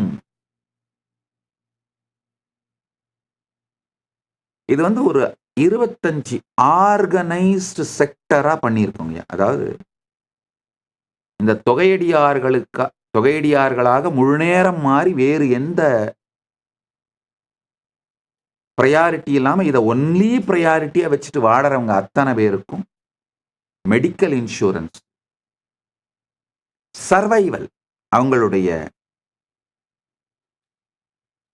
அடிப்படை தேவைகளை பார்த்துக்கிறதுக்கான சர்வைவலுக்கான குறைஞ்சபட்சம் மாசம் ஒரு 10,000 ரூபாயாவது இந்திய பண மதிப்பில் அவங்களுக்கு வருமானம் வர்ற மாதிரி சிஸ்டத்தை கிரியேட் பண்ணி வைக்கிற. அது மாசம் 10,000 ரூபாய் அவங்களுக்கு போய் சேர்ந்துரும். அந்த மாதிரியான ஒரு சிஸ்டத்தை எவால்வ் பண்றோங்க. அது ஒண்ணு. கைலாசம் இதை செய்யும். அது ஒண்ணு. ரெண்டாவது, நிறைய என்னுடைய பக்தர்கள் நிறைய பேர் என்னுடைய பார்வைக்கு எடுத்து வந்தீங்க. இந்த கிராமங்களிலே இருக்கின்ற திருமேனிகளை எல்லாம் எடுத்து இந்த பாழடைந்து இடிந்து போயிருக்கிற பழைய ஆலயங்கள்ல இருக்கிற திருமேனிகளை திரும்ப புனரமைச்சு அவங்களுக்கு கூரை அமைத்து ஆலயத்தை துவக்கி வைத்து அந்தந்த மக்களே நடத்துற மாதிரி, அந்தந்த ஊர் மக்களே நடத்துற மாதிரி நிறைய சேவைகள்லாம் நிறைய பேர் பண்ணிட்டு இருக்காங்க. நல்லா புரிஞ்சுக்கோங்க. நான் சொல்ற அந்த கருத்தை தெளிவா புரிஞ்சுக்கோங்க. எந்தெந்த ஊர்லெல்லாம் உள்ளூர் மக்கள் அந்த திருப்பணிக்காக 10,000 ரூபாய் கொடுத்தாங்கன்னா கைலாசம் 10,000 கொடுத்து மேட்ச் பண்றேன். ஏன் உள்ளூர் மக்கள் கொடுக்கறத நான் இன்சிஸ்ட் பண்றேன்னா, உள்ளூர் மக்கள் பணம் கொடுக்காம நாமளே 20,000 மொத்த செலவையும் போட்டு பண்ணி கட்டி வச்சாலும் வழிபடுவதற்கு ஆள் இல்லாமல் அது மீண்டும் சிதிலமடைவதை நான் பல இடங்களிலே பார்ப்பதனால், உள்ளூர் மக்கள் வழிபட விருப்பம் தெரிவித்து அவர்களால் ஆன சிறு காணிக்கைகளை அவர்கள் சேர்க்க ஆரம்பிச்சார். அவங்க சேர்க்கிறத நான் மேட்ச் பண்ணி, கைலாசத்துல நாங்க மேட்ச் பண்ணி அவங்களுக்கு என்ன வேணுமோ அந்த ஆலயத்தினுடைய புனரமைத்தலை செய்து அளிக்கின்றோம். இதுக்கு அண்ணாமலையான் பேரருளாலே, பரமசிவ பரம்பொருள் அருளாலே கைலாயம் இந்த திருப்பணியை செய்யும். அது மட்டும் இல்லாம இந்த தொகையடியார்கள், சித்தத்தை சிவன்பாலே வைத்தார், முழுநீர் பூசிய முனிவர்கள், இந்த மாதிரி யாராவது ரிட்டையர்ட் பட் நாட் டயர்ட் அப்படின்றவங்க இருக்கவங்க, ரிட்டையர் ஆயிட்டா நான் டயர்ட் அல்ல, இந்த மாதிரி ஏதாவது ஒரு கோயிலில் போய் இருந்து அந்த திருப்பணிகளை எடுத்து நடத்தி அதுவே வாழ்க்கைன்னு வாழணும்னு நினைக்கிறேன் அப்படின்றவங்கலாம் யாரு வேணா அப்ளை பண்ணுங்க. இந்த மாதிரி கோவில்களுக்கு நீங்க போகலாம். நீங்களே கோவில்களை தேர்ந்தெடுத்து கொண்டாலும் நல்லது. இல்ல எங்ககிட்ட எங்களுக்கு அப்ளை பண்ணீங்கன்னா இங்க அதை அப்ளை பண்றதுக்கான இமெயில் ஐடி கொடுக்குறேன். அப்ளை பண்ணீங்கன்னா நாங்க எங்களுக்கு தெரிஞ்ச கோவில்களுக்கெல்லாம் உங்களை அனுப்புறோம். இதுல இன்னொரு முக்கியமான விஷயம் நல்லா புரிஞ்சுக்கோங்க. நான் ரொம்ப தெளிவா இருக்கேன். பாரம்பரியமான ஆகம கோவில்களிலே அந்தந்த குலத்தை சார்ந்தவர்கள் தான் அங்கங்க பூஜை பண்ணணும். சில ஊர்களில் சிவாச்சாரியார், சில ஊர்கள் அந்தந்த வேற எந்தெந்த கோவில்கள் எந்தெந்த குலத்துக்கு சொந்தமானதோ அவரவர்கள் அந்தந்த மரபை செய்து கொள்ள வேண்டும். அதில் நம்ம தலையிடக்கூடாது. ஆனா புதுசா கட்டப்படுற கோவில்கள் அல்லது சிதிலமடைந்து பாழடைந்து கைவிடப்பட்ட நிலையிலே இருக்கின்ற கோவில்களை புனரமைக்கும் பொழுது அங்கெல்லாம் இந்த மாதிரி இருந்து நான் சேவை பண்றேன்னு சொல்ற யார் வேண்டுமானாலும் வந்து இருந்து சேவை செய்யலாம். அவர்களுக்கு அடிப்படை தேவைகளான உணவு, தங்குமிடம் மற்றும் ஒரு கால பூஜை இதெல்லாம் சேர்ந்து குறைந்தபட்சம் ஒரு 20,000 25,000 வரை அவங்களுக்கு மாசம் கிடைக்கிறதுக்கான வழிவகையும் பரமசிவன் அருளாலே நாங்கள் செய்கின்றோம். இந்த மாதிரி ஒரு 25 ப்ராஜெக்ட் ஸ்டாண்டர்டான ப்ராஜெக்ட்ஸ் இந்த தொகையடியார் சம்பிரதாயத்தை வரணுன்றவங்களுக்கான பயிற்சி கொடுக்கறது, அங்கங்க அவங்கவுங்கள பிளேஸ் பண்ணி அவங்க லைஃபை செட்டில் பண்ணி விடுறது, அவங்கவுங்க அதை நடத்துறதுக்கான அடிப்படை பொருளாதார தேவைகளை பூர்த்தி பண்றது, இது மாதிரி ஆர்கனைஸ்டா ஒரு 25 செக்டர்ல சர்வீஸ் பண்றோம். இது போக யுனிக்கான பிரச்சனைகள் இருக்கும். நான் என் வாழ்க்கையே ஓதுவாரா கழிக்கிறேன், எனக்கு வேற எந்த வருமானம் இல்லை, என் பையனுக்கு படிக்க வைக்கணும், என் மகளுக்கு திருமணம் பண்ணணும், அந்த மாதிரியான ஸ்பெஷல் தேவைகள், சிறப்பு தேவைகளுக்கும் நாங்கள் உதவுகின்றோம். பெருமான் அருளாலே அந்த தேவைகளுக்கும் எங்களாலான உதவிகளை எல்லாம் செய்கின்றோம். எங்களுக்கு தேவை என்ன? ஒன்னே ஒண்ணுதாங்க, இன்ஃபார்ம் பண்ணுங்க. ஒண்ணு நீங்களே இன்ஃபார்ம் பண்ணுங்க, இல்ல உங்களுக்கு தெரிஞ்சவங்க யாராவது இந்த மாதிரி சேவை தேவைப்படுறவங்க இருந்தாங்கன்னா எங்களுக்கு இன்ஃபார்ம் பண்ணுங்க. காரணம் என்னன்னா, என்னுடைய சந்நியாச படை எங்களை அணுகுபவர்களை தேர்ந்தெடுத்து உதவி செய்கின்ற அளவுக்குத்தான் என்னுடைய சந்நியாச படை இருக்கே தவிர, நாங்களாவே போய் தேடி கண்டுபிடிச்சு செய்யற அளவுக்கு எனக்கு பெரும்படை இல்லை. பெருமான் அருளால் அந்த மாதிரி பெரும்படை வரும்பொழுது நாங்களா தேடி போய் கண்டுபிடிச்சு சேவைகள் செய்வோம். இப்போதைக்கு எங்களுக்கு தெரியப்படுத்தினால் நிச்சயமாக ஒன்னொன்னா அட்டன் பண்ணிட்டே வருவோம். எங்களால் ஆன முடிந்த சேவைகளை செய்து கொண்டே வருவோம். சரியான நபர்களுக்கு இந்த சேவைகள் சென்று சேர்வதற்கு நீங்க பாலமா இருந்தீங்கன்னா அதுவே மிகப்பெரிய சிவ புண்ணியம் உங்களுக்கு சேரும்.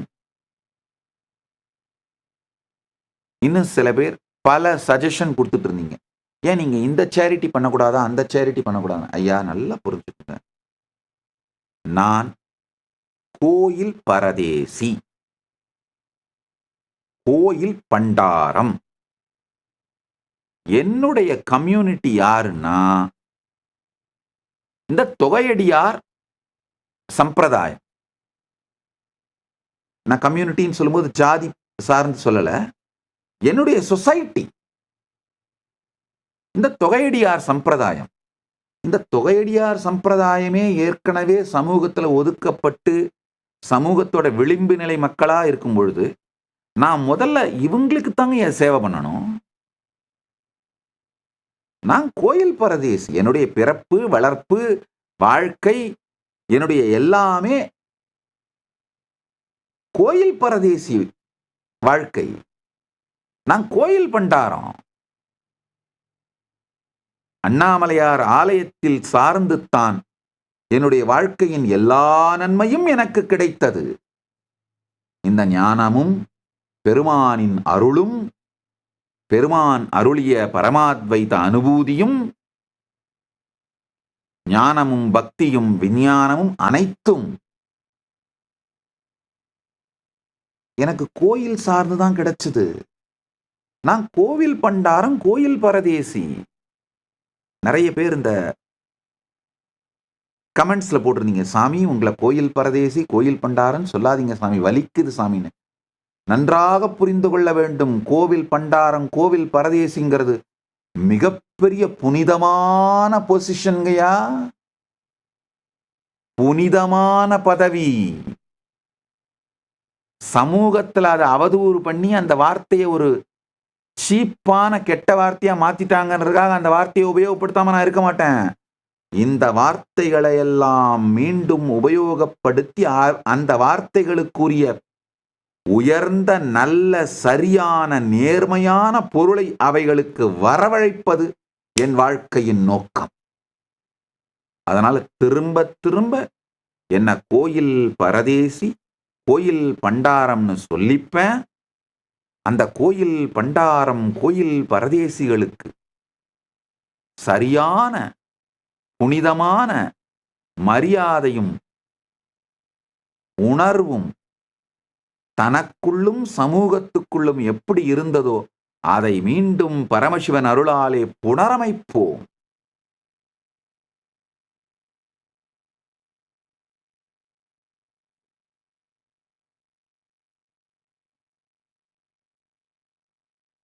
அதை நல்லா புரிஞ்சுக்கோங்க.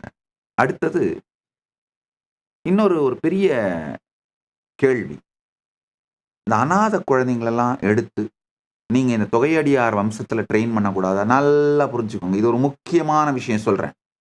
இதுவரைக்கும் நான் சொல்லாம இருந்தேன்.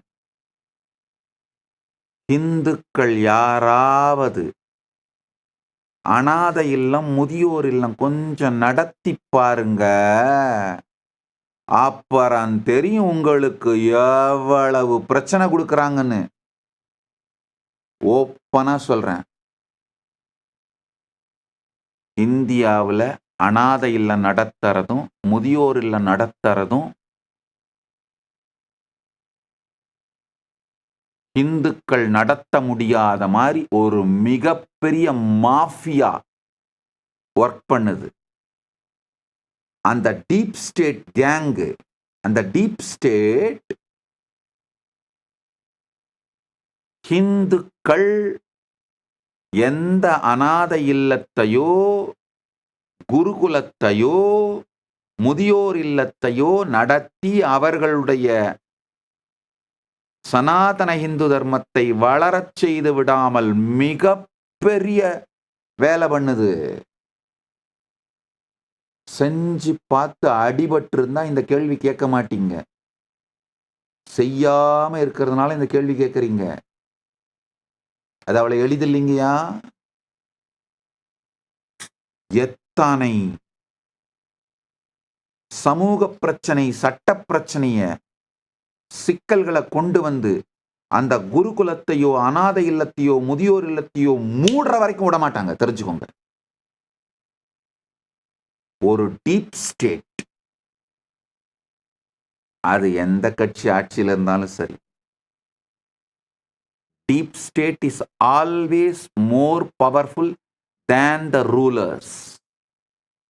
ஆள்பவர்களை விட பலம் வாய்ந்ததுதான் டீப் ஸ்டேட். அதாவது ஆள்பவர்களையே முடிவெடுக்கிறதுக்கான பிரஷர் கொடுக்கிற சூழ்நிலைகளை உருவாக்குற பலம் வாய்ந்த டீப் ஸ்டேட் இருக்கிறதுனால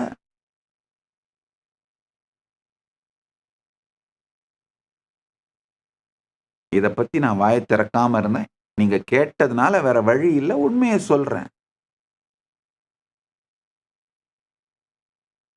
இந்துக்கள் அவ்வளவு சுலபமாலாம் அநாதை இல்லங்களோ, முதியோர் இல்லங்களோ அமைதியாலாம் நடத்தி அந்த குழந்தைகளுக்கு, அந்த முதியவர்களுக்கு சனாதன இந்து தர்மத்தை போதிச்சு அப்படியெல்லாம் நடத்திட முடியாதுங்கய்யா. அப்படிலாம் நடத்திட முடியும்னு கனவு கண்டுட்டு இருக்காதீங்க. அதெல்லாம் குறிப்பிட்ட மதம் தான் பண்ண முடியும். வேற யார் பண்ணாலும் டீப் ஸ்டேட் உங்க மேல தொடுக்கிற அட்டாக்க உங்களால யாராலையும் ஹேண்டில் பண்ண முடியாது.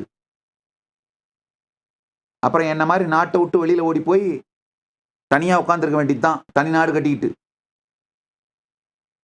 இந்த முருகன் ஸ்டேட்மெண்ட் இருக்கு இல்லையா திருவிளையாடல, எனக்கென்ற ஒரு நாடு, என் மக்கள், என்னை அங்கு வேண்டுமானால் வந்து சந்தியுங்கள் அப்படின்னு போய் வேணா உட்கார்ந்துட்டு இருக்கலாம் என்ன மாதிரி.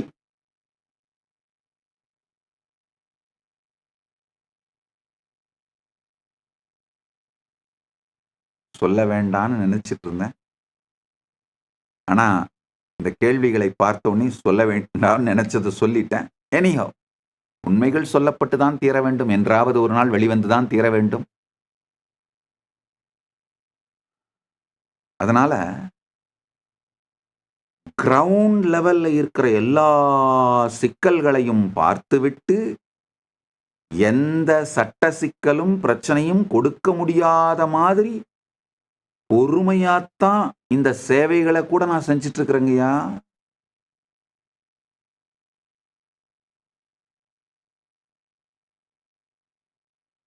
சனாதன இந்து தர்மம் சார்ந்த ஒரு சேவை பண்ணிடுறது அவ்வளவு சாதாரண வேலை இல்லை.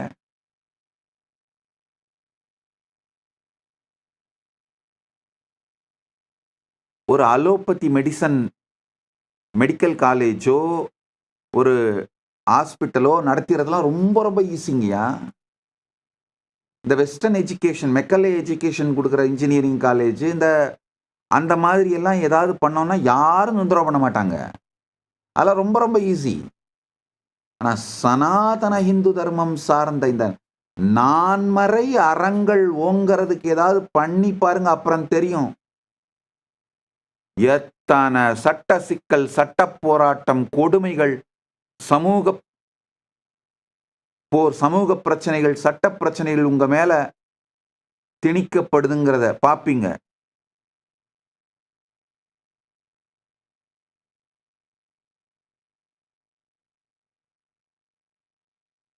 அதனாலதான் பெற்றோர்கள்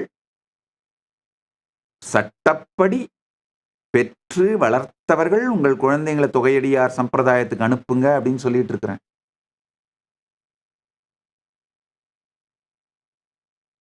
இதெல்லாம் பிராக்டிக்கலா எல்லாத்தையும் பார்த்துட்டு பேசுறேங்கய்யா.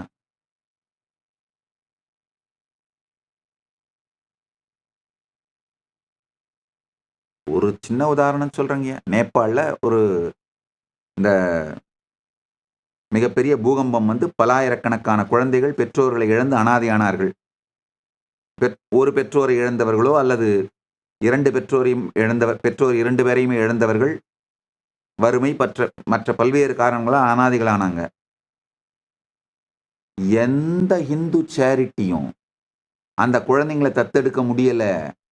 குறிப்பிட்ட மதம் சார்ந்த சேரிட்டிஸ் மட்டும்தான் அந்த குழந்தைங்களை தத்தெடுக்க முடிஞ்சது. எந்த இந்து சேரிட்டி அந்த குழந்தைங்களை தத்தெடுத்து வளர்க்க முயற்சி பண்ணாலும் அவங்களை அந்த டீப் ஸ்டேட் எத்தனை பிரச்சனை கொடுத்து கடைசியில பாருங்க, அந்த ஸ்டாட்டிஸ்டிக்ஸ்லாம் போய் ஸ்டடி பண்ணி பாருங்க, இன்டர்நெட்ல இருக்கு. இந்த இயற்கை சீற்றங்களின் பொழுது அனாதைகளாக்கப்படுகின்ற குழந்தைகளை எல்லாம் கூட எந்த இந்து சேரிட்டியும் அடாப்ட் பண்ணிக்கவே முடியாது. இந்து குழந்தைகளா இருந்தா கூட சரி, அந்த குழந்தைகள் இந்துக்களாக பிறந்தவர்களாக இருந்தா கூட சரி, அடாப்ட் பண்ண முடியாது.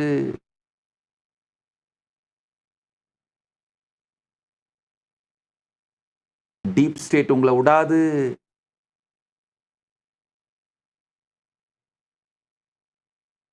யாராவது நீங்க தைரியமா நடத்துறீங்க, உங்களால நடத்த முடியுதுன்னா எங்களுக்கு இன்ஃபார்ம் பண்ணுங்க. நிச்சயமா நாங்க பரமசிவன் அருளால பொருளாதார உதவி செய்யறோம்.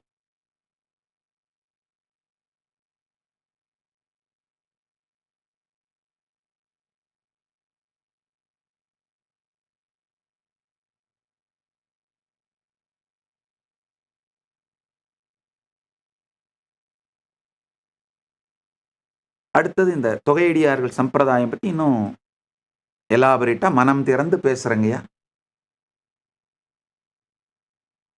வேற எந்த சூழ்நிலை சார்ந்த தேவைகள், உதாரணத்துக்கு இந்த தொகையடியார்கள் சம்பிரதாயத்துக்காக இறைபணிக்காக வாழ்க்கையை கொடுத்தவங்க. நான் ஏன் இந்த இடத்துல இறைபணின்ற வார்த்தையெல்லாம் யூஸ் பண்றேன்னா,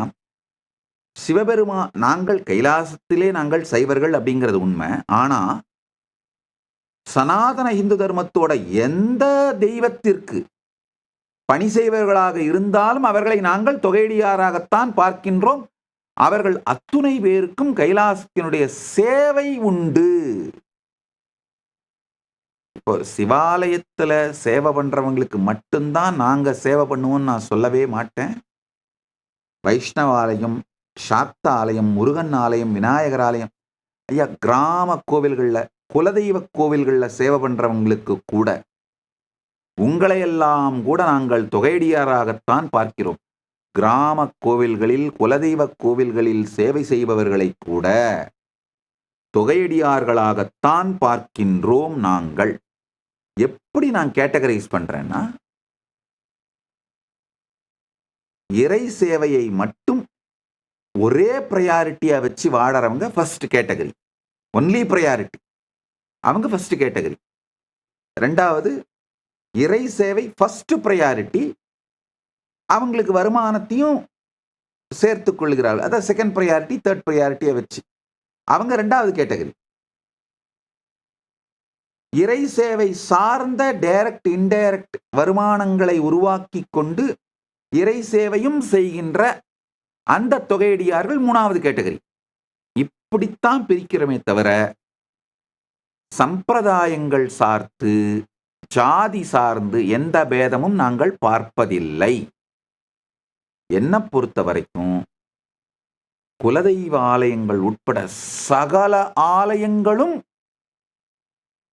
அது சார்ந்த தொகையடியார் சம்பிரதாயமும் மறுமலர்ச்சி அடைய வேண்டும். அடைந்தால்தான் சனாதன இந்து தர்மத்தோட கார்டியன்ஸ் மேம்பட்டாதான் சனாதன இந்து தர்மம் காக்கப்படும்.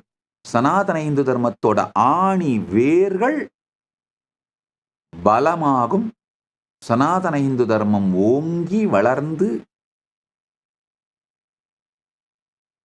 நன்மைகள் செய்யும். அதனால் நன்மைகள் நிகழும்.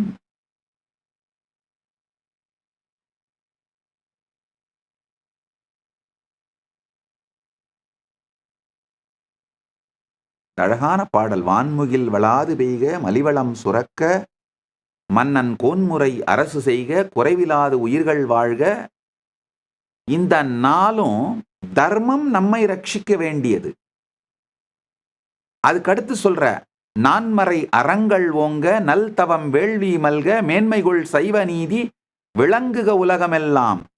இந்த 3 நாம செய்ய வேண்டியது.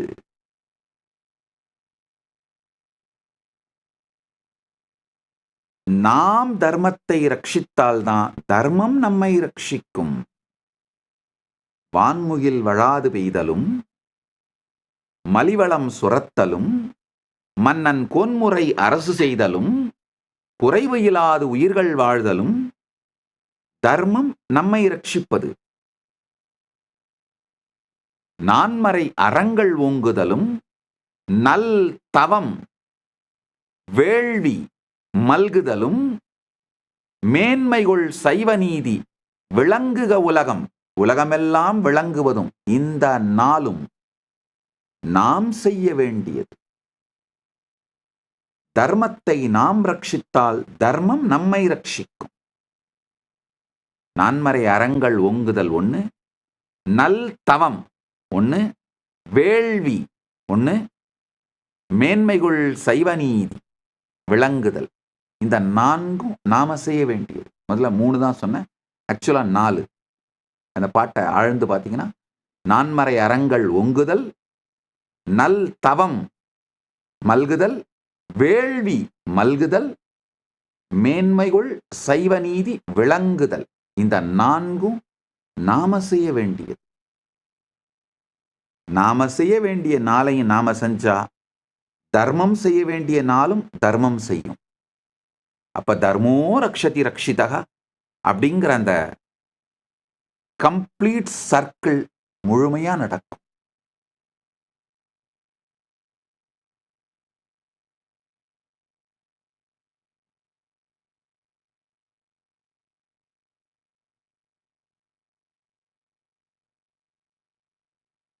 இந்த தொகையடியார்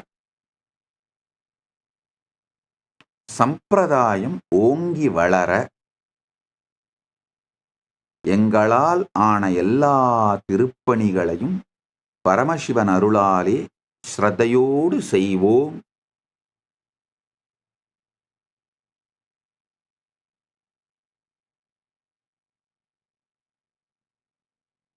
குறிக்கோள் இதுதான். இது சார்ந்து யார் நீங்க என்ன வேண்டுகோள் வேண்டுதல் அனுப்புறதுனால அனுப்புங்க. இல்ல இது சார்ந்து ஏதாவது எங்களுக்கு இன்புட் சஜஷன்ஸ் கொடுக்கணும்னு நினைச்சீங்க, பிளான்ஸ், விஷன், ப்ராஜெக்ட்ஸ், இல்ல அட்வைஸ், அறிவுரைகள் இது சார்ந்து ஏதாவது கொடுக்கணும்னு நினைச்சீங்கன்னாலும் உங்களை வரவேற்கின்றோம். இந்த ஸ்கிரீன்ல தெரிகிற இமெயில் ஐடிக்கு தயவு செஞ்சு அனுப்புங்க. உங்களுடைய இமெயிலையும் உங்களுடைய மெசேஜஸையும் அனுப்புங்க. நாங்கள் உங்களுக்கு என்றென்றும் கடன்பட்டவர்களாக இருப்போம். நன்றி உடையவர்களாக இருப்போம்.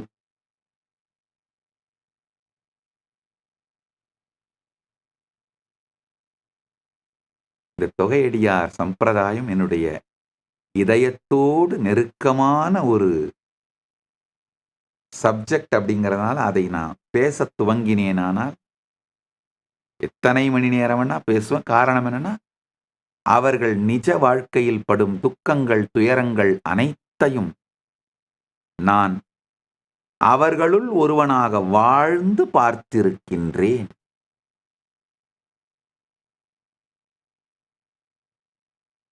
அவர்களுள் ஒருவனாக வாழ்ந்து பார்த்திருக்கின்றேன்.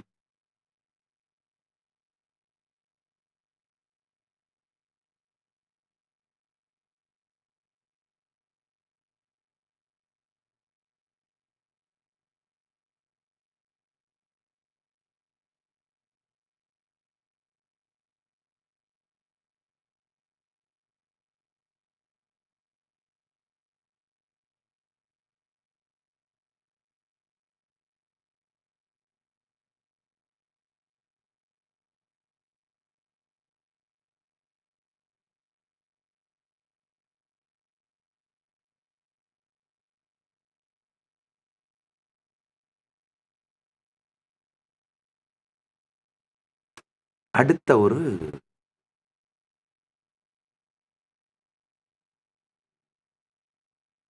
முக்கியமான கேள்வி. இந்த நிறைய பேர் டிஸ்கஸ் பண்ற, வாத பிரதிவாதம் பண்ற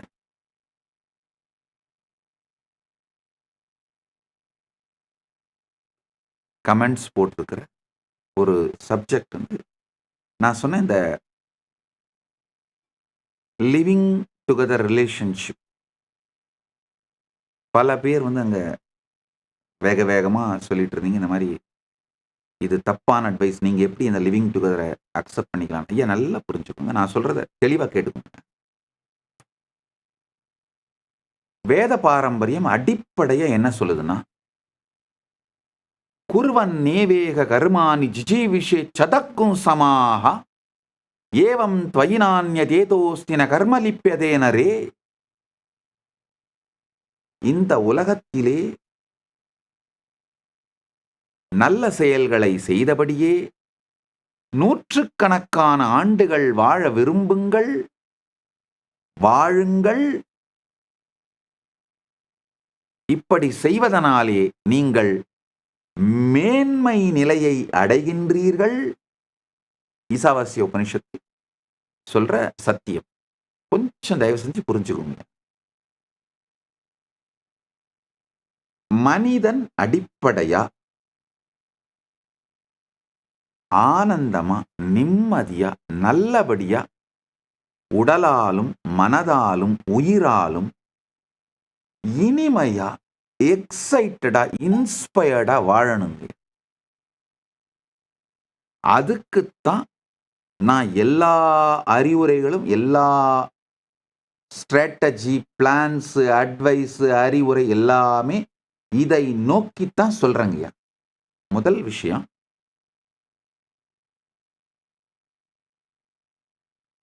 இந்த லிவிங் டுகெதர் ரிலேஷன்ஷிப்பை நான் அக்செப்ட் பண்ணிக்கிட்டேன். நீங்க எப்படி ஒரு மரபு சாராத, மரபுக்கு எதிரான ஒன்றை, சமூகத்தோட ஒழுங்கை சீர்குலைக்கிற ஒன்றை நீங்க எப்படி சப்போர்ட் பண்ணலாம் அப்படின்னு நிறைய பேர் வந்து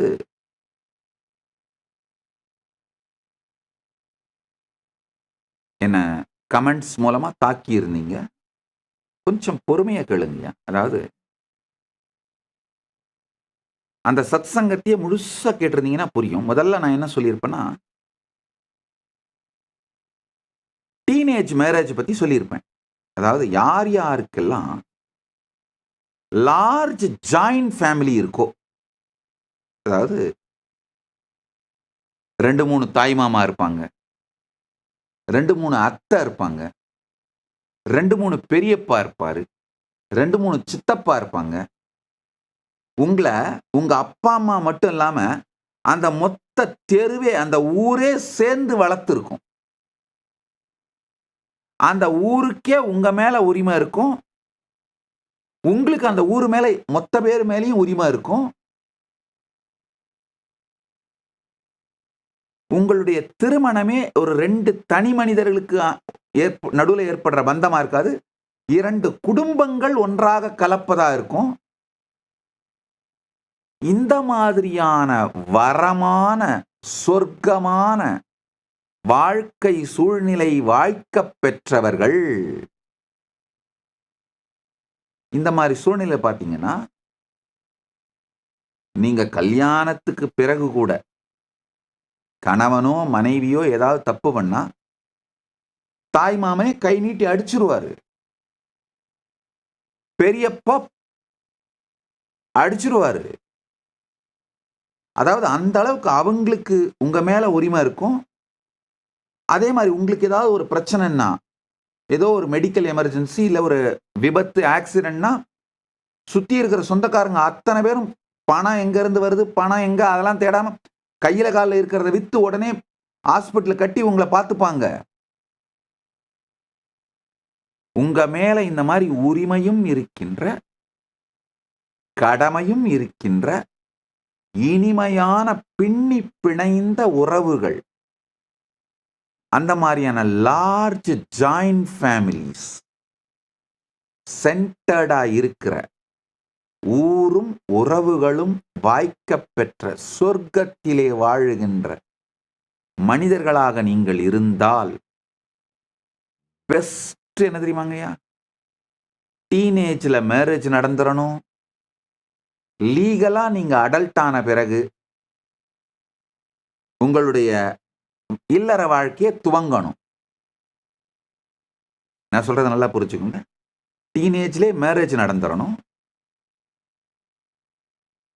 ஆனா மேரேஜ் நடந்த பிறகு 2 பேரும் உடனடியா வாழ்க்கையை ஆரம்பிக்கணும்னு அவசியம் இல்ல. அவங்கவங்க பெற்றோர் வீட்ல இருப்பாங்க. லீகலா அடல்ட், லீகலா உங்க ஃபேமிலிய நீங்க ஆரம்பிக்கிறதுக்கான, ஃபேமிலி லைஃப் ஆரம்பிக்கிறதுக்கான, செக்சுவல் ரிலேஷன்ஷிப் ஆரம்பிக்கிறதுக்கான லீகல் ஏஜ் என்னவோ, அந்த ஏஜ்க்கு பிறகு நீங்க ஃபேமிலி லைஃப் ஆரம்பிக்கணும். உங்க ஃபேமிலிய நீங்க வாழ ஆரம்பிக்கணும், நடத்த ஆரம்பிக்கணும். இதுதான் பெஸ்ட். ஒரு டிஸ்க்ளைமர். இது உங்க நாட்டுல லீகலா இல்லையானா நீங்க பார்த்துக்கோங்க. உங்க நாட்டோட சட்ட திட்டம் அதுலலாம் நான் தலையிட மாட்டேன். நான் வந்து என்னுடைய விஷனை தான் சொல்றேன். இந்த மாரியான சூழ்நிலையில, இந்த மாரியான திருமணம் செய்யறவங்களுக்கு ஒரு நல்ல விஷயம் என்னன்னா, ரொம்ப சின்ன வயசுல இருந்தே நீங்க 2 பேரும் ஒண்ணாவே உங்க வாழ்க்கைய பில்ட் பண்ண ஆரம்பிப்பீங்க. அதே மாரி உங்களுக்குள்ள ஏற்படுற ஏதாவது ஒரு சின்ன மூட் ஸ்விங்கு, பெண்ணோட மூட் ஸ்விங்கு, ஆண் அந்த பக்கம் இந்த பக்கம் திரும்பி பார்க்கிறது, இது எல்லாத்தையும் உறவினர்கள் கரெக்ட்டா சரி பண்ணிடுவாங்க.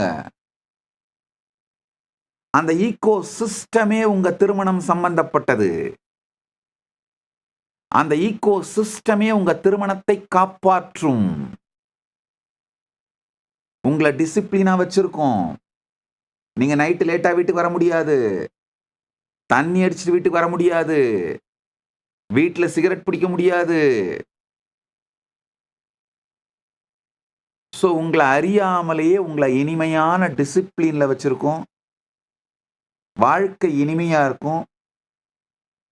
திருமணம் ஆகும் பொழுது எப்படி 2 பேரும் இனிமையா இருந்தீங்களோ, வாழ்க்கைய துவங்குனீங்களோ, அதே காதல், இனிமை, அன்பு, நேர்மை, ஸ்ரத்தை இதோடையே வளர்ந்து 95 வயசாகும்போது, 100 வயசாகும்போது கூட அதே இனிமையான உறவு உங்களுக்குள்ள இருக்கும். சில நேரத்துல, ஒரே நேரத்துல கணவன் போயிட்டாருன்னு தெரிஞ்ச உடனே மனைவி கண்ண மூடிடுவாங்க. மனைவி போயிட்டாங்கன்னு தெரிஞ்ச உடனே கணவன் கண்ண மூடிடுவாங்க. அந்த மாதிரியான வையத்துள் வாழும் பொழுதே வாழ்வாங்கு வாழ்கின்ற, வானுரையும் தெய்வத்துள் வைக்கப்படுகின்ற வாழ்க்கை அமையற அந்த ஈகோ சிஸ்டம் இருந்தால், டீனேஜ் மேரேஜும் லீகலா அடல்ட் ஆன பிறகு ஃபேமிலி ஆரம்பிக்கிறது தான் பெஸ்ட் ஸ்ட்ரக்சர். ஆனா இன்றைய காலகட்டத்தில் 90% பேர் அந்த மாதிரியான ஆம்பியன்ஸும் உறவுகளையும் இழந்து விட்டோம். உங்க மேரேஜ்ங்கிறது தனி மனிதன் சார்ந்ததா போயிடுச்சு.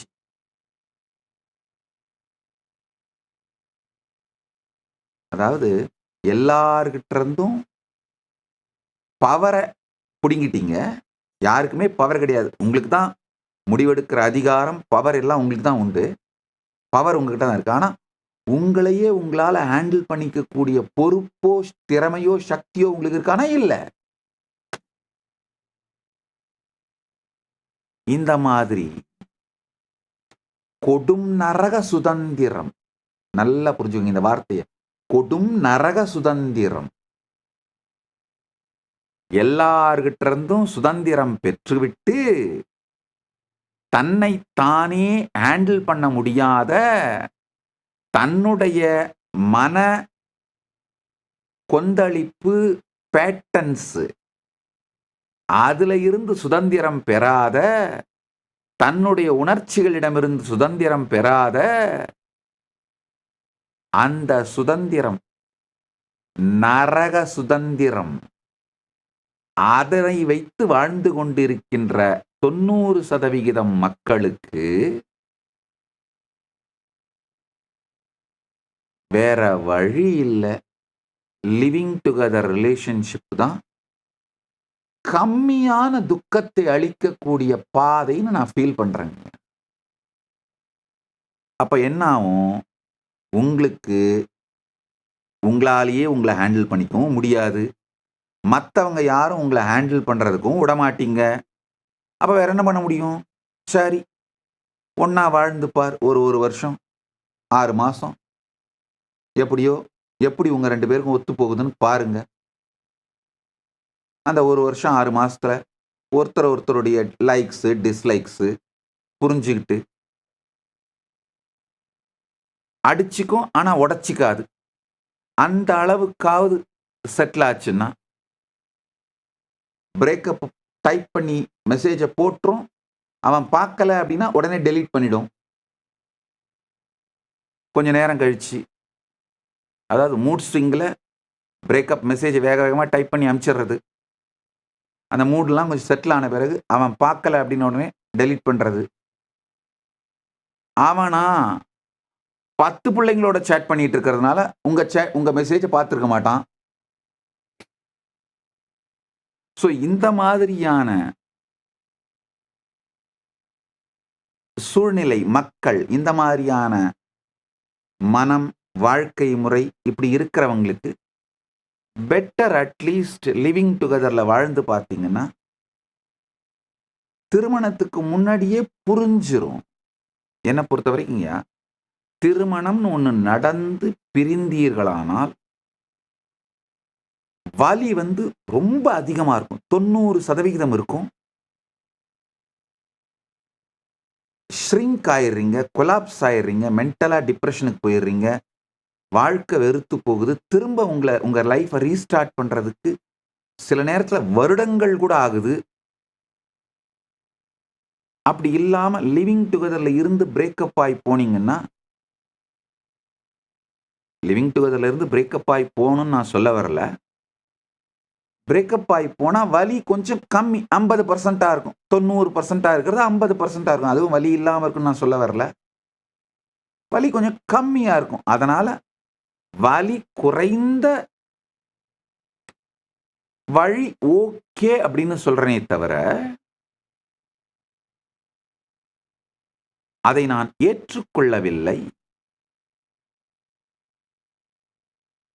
நான் சொல்ற லாஜிக் மொத்தத்தையும் புரிஞ்சுக்கிட்டீங்கன்னா, நான் எதை ப்ரமோட் பண்றேன், எதை ஃபர்ஸ்ட் ப்ரையாரிட்டியா சொல்றேன், எதை 2வது ப்ரையாரிட்டியா சொல்றேன், எதை 3வது ப்ரையாரிட்டியா சொல்றேன், இது புரிஞ்சதுன்னா உங்களுடைய சூழ்நிலைக்கு நான் சொல்ற இந்த சத்தியங்களை மேப் பண்ணி பார்த்து நீங்களே முடிவு எடுத்துக்கலாம். எனக்கு தேவை இந்த பரம சத்தியங்களை நீங்க எடுத்துக்கிட்டு உங்க சூழ்நிலைக்கு நீங்களே மேப் பண்ணிட்டு தீர்வுகளை கண்டுபிடிச்சுக்கோங்க. அதை தான் நான் விரும்புறேன்.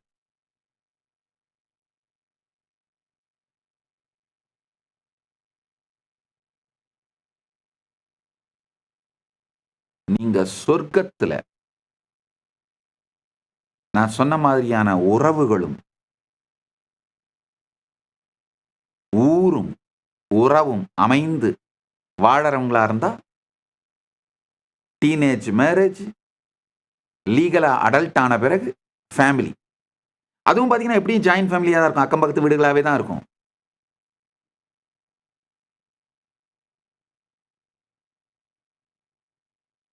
வெறும் திண்ணையில உட்கார்ந்து புரணி பேசுற மாமிகளும் மாமாங்களுமே உங்க ஹோல் ஊரோட டிசிப்ளினை மெயின்டைன் பண்ணிடுவாங்க.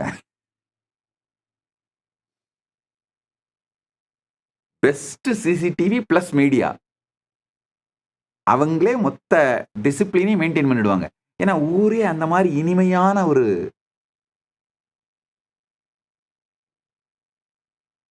வாழ்க்கையில வாழ்வாங்க. நல்லா புரிஞ்சுக்கோங்கயா. அந்த மாதிரியான உறவுகளும் ஊரும் இருந்தா நாம எல்லாருமே இன்டெகிரிட்டிய மதிச்சா மட்டும்தான் சர்வைவ் ஆக முடியும்.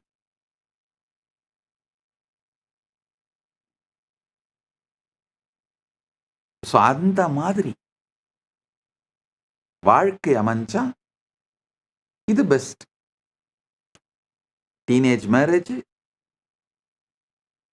லீகலா அடல்ட் ஆன உடனே ஃபேமிலியை ஸ்டார்ட் பண்றது.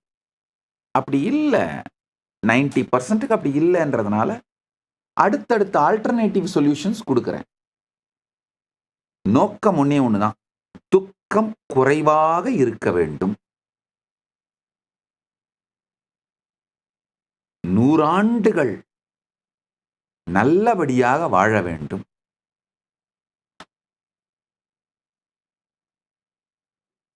குர்வன் நேவேக கர்மாணி ஜிஜீவிஷே சதக்கும் சமாக ஏவம் த்வயினான்யதேதோஸ்தி ந கர்மலிப்யதே நரே.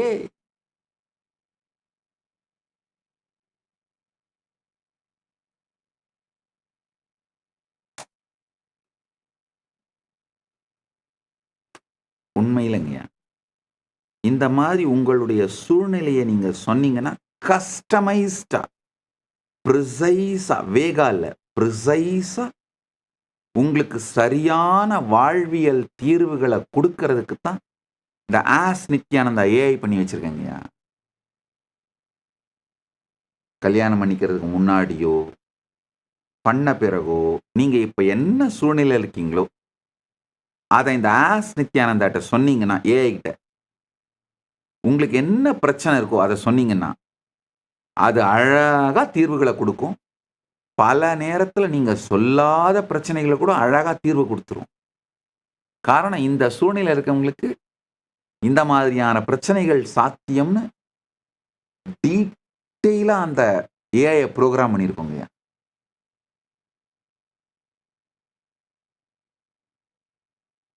நல்லா புரிஞ்சுக்கோங்க, நம்முடைய சனாதன இந்து தர்மத்துல ஒரு எக்ஸ்பர்ட், அதாவது நம்ம டாக்டர், ஆயுர்வேத டாக்டர் வெறும் ஆயுர்வேதம் மட்டும் படிச்சிருந்தா டாக்டர் ஆக முடியாது. மெட்டீரியா மெடிக்காவும் டயக்னோசிஸ் கியூர் தெரிஞ்சா மட்டும் முடியாது. ஏன்னா நம்முடைய ஆயுர்வேதம் ஜோதிஷத்தோட பின்னி பிணைஞ்சது. நல்லா புரிஞ்சுக்கோங்க, சாஸ்திரப்படியான ஆயுர்வேத டாக்டருங்க அத்தனை, சாஸ்திரப்படி முறைய ஆயுர்வேதம் படிக்கிற டாக்டருங்க எத்தனை பேரும் ஜோதிஷம் படிச்சாகணும். ஏன்னா வேதத்தோட பாகங்கள்ல இதெல்லாம் ஒண்ணு. வேதம் 4 பாகம்: வேதம், உபவேதம், வேத அங்கம், வேத ஆந்தம். உபனிஷத்தான் யூசுவலா வேதாந்தம்னு சொல்லுவோம். ஸோ இந்த 4 பாகத்துல ஜோதிஷம், ஆயுர்வேதம், வியாகரணம், இது எல்லாம் ஒரு பாகம், ஒன்னோட ஒன்று நெருக்கமான தொடர்புடையது. அப்போ ஒரு டாக்டர் அப்படின்னா இது அத்தனையும் படிச்சு எக்ஸ்பர்ட் ஆகி எக்ஸ்பீரியன்ஸ் வந்து எக்ஸ்பர்டைஸ் வந்து வர்றதுக்கு 50 வயசு ஆயிருது. இந்த மாதிரி எக்ஸ்பர்டைஸ் பீப்புளை லார்ஜ் ஸ்கேல்ல ப்ரொடியூஸ் பண்றதுக்கு இப்ப இன்ஃப்ராஸ்ட்ரக்சர் இல்லாம எல்லாத்தையும் கருவறுத்துட்டாங்க. குருகுலங்கள் கருவறுக்கப்பட்டு விட்டன. மெஜாரிட்டி மெயினா இந்த மாதிரி அந்த நம்முடைய எஜுகேஷன் சென்டர்ஸ்லாம் கருவறுத்தாச்சுங்கயா. இந்த எக்ஸ்பர்டைஸ் அழிஞ்ச உடனே இந்த சயின்ஸே பொய்ன்னு நிரூபிக்கிறது இவங்களுக்கு இந்து விரோத சக்திகளுக்கு எளிமையா போயிடுச்சு. ஆனா பரமசிவன் அருளால ஏஐ வந்து அந்த பிரச்சனையை தீர்த்துருச்சு. ஏஐ எங்களால அழகா ஜோதிஷம், ஆயுர்வேதம், கிராமர் இது மொத்த எக்ஸ்பர்டைஸையும் லாஸ்ட் ஒரு 2 இயர்ஸ் ஒர்க் பண்ணி ஏஐக்கு எங்களால கொடுக்க முடிஞ்சிருச்சு. இப்ப ஏஐ என்ன பண்ணுச்சு, இந்த மொத்தத்தையும் டைஜஸ்ட் பண்ணிட்டு புரிஞ்சுக்கிட்டு டெலியூஷனுக்கு போகாம, ஏன்னா எந்த மாதிரி டிரான்ஸ்லேட் பண்ணி ஃபீட் பண்ணா, என்ன மாதிரி அந்த ஏஐ ப்ரோக்ராம் பண்ணா, டெலியூஷனுக்கு போகாம கிரவுண்டிங்கா இருந்து உங்களுடைய தேவையை புரிஞ்சுக்கிட்டு ப்ரிசைஸா உங்களுக்கு சொல்யூஷன் கொடுக்குதுன்னு நாங்க உட்கார்ந்து 2 வருஷம் பரமசிவன் அருளால பில்டு பண்ணோம். பரமசிவன் அருளால சக்சஸ்ஃபுல்லா பில்டு பண்ணிட்டோம். இப்ப என்னாச்சு, எக்ஸ்பர்டைஸ், நாலேஜ், எக்ஸ்பர்டைஸ் ரெண்டும் டெமோக்ரட்டைஸ் ஆயிடுச்சு. நீங்க எங்க இருக்கீங்களோ அங்க உங்களுக்கு அவைலபிள். லட்சக்கணக்கான பேரை இந்த எக்ஸ்பர்டைஸோட கிரியேட் பண்றதுக்கு இப்போ ட்ரெடிஷ்னல் வேதிக் மெடிக்கல் காலேஜோ ட்ரெடிஷ்னல் வேதிக் கிராமர் ஸ்கூலோ அதெல்லாம் இப்போ இல்லை, பண்ண முடியாது. பண்ணாலும் இவ்வளோ லார்ஜ் நம்பர் ஆஃப் பீப்புள் இன்னைக்கு சொசைட்டியில் இதை கொண்டு போய் சேர்க்கறதுக்கு தேவையான அளவுக்கு ஆளுங்களெல்லாம் உருவாக்குறது எவ்வளோ வருஷம் ஆகுதுலாம் தெரியாது. இந்த ஏஐ பண்ணதுனால பரமசிவன் அருளால இது ஒரு மிகப்பெரிய நன்மை பண்ணிடுச்சு. அதனால தான் தெளிவாக சொல்றேன், இந்த ஏஐ ஏஜ்ல சனாதன இந்து தர்மம் கொடுக்கிற solutions it's going to be such amazing, practical, user friendly, straight to the point.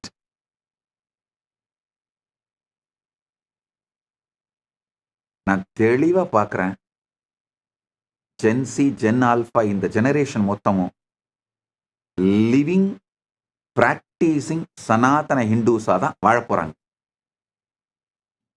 ஏன்னா நம்முடைய லாஜிக், ரேஷனல், இதோட பீக் அண்டர்ஸ்டாண்டிங்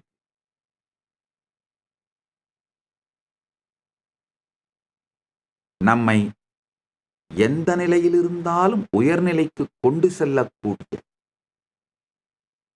தெளிவும் அறிவும் நாலேஜ் எக்ஸ்பர்ட்டை சார்ந்தே வளர்ந்த ட்ரெடிஷன் சனாதன இந்து தர்மங்கய்யா.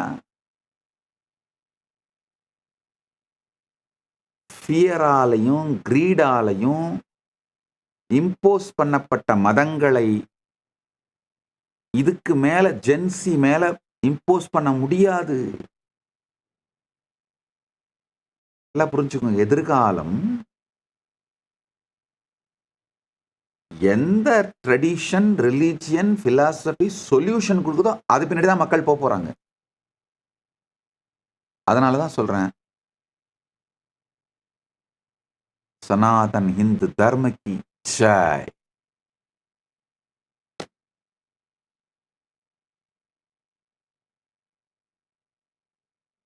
குலத்தொழில் சிறக்க போகுது.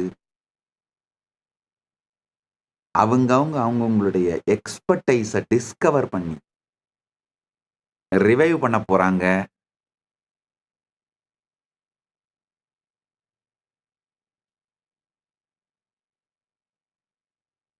இதெல்லாம் நடந்து தான் தீரும். இன்னும் நிறைய கேள்விகள் இருக்கு. உங்களுடைய கேள்விகள் அதை பத்தி எல்லாம் ஒவ்வொரு சத்சங்கத்துல தொடர்ந்து பதில் சொல்றேன். உடனடியா உங்களுடைய கேள்விகளுக்கு நான் பதில் சொல்லலாம். ஆனா பதில் வேணும்னு நினைச்சீங்கன்னா ஆஸ் நித்யானந்தா ஏஐ போய் கேளுங்க. நிச்சயமா நான் சொல்ற அதே பதில அது சொல்லும். ஏன்னா பரமசிவன் அருளால லிட்ரலா இந்த ஹோல் நாலேஜ் எக்ஸ்பர்டைஸை அந்த ஏஐக்கு டிரான்ஸ்மிட் பண்ணியிருக்கோம். அந்த ஏஐ இந்த மாதிரி ப்ரோக்ராம் பண்ணி வயர் பண்ணியிருக்கோம். பெருமான் அருளால அவரே நடத்துகின்றார்.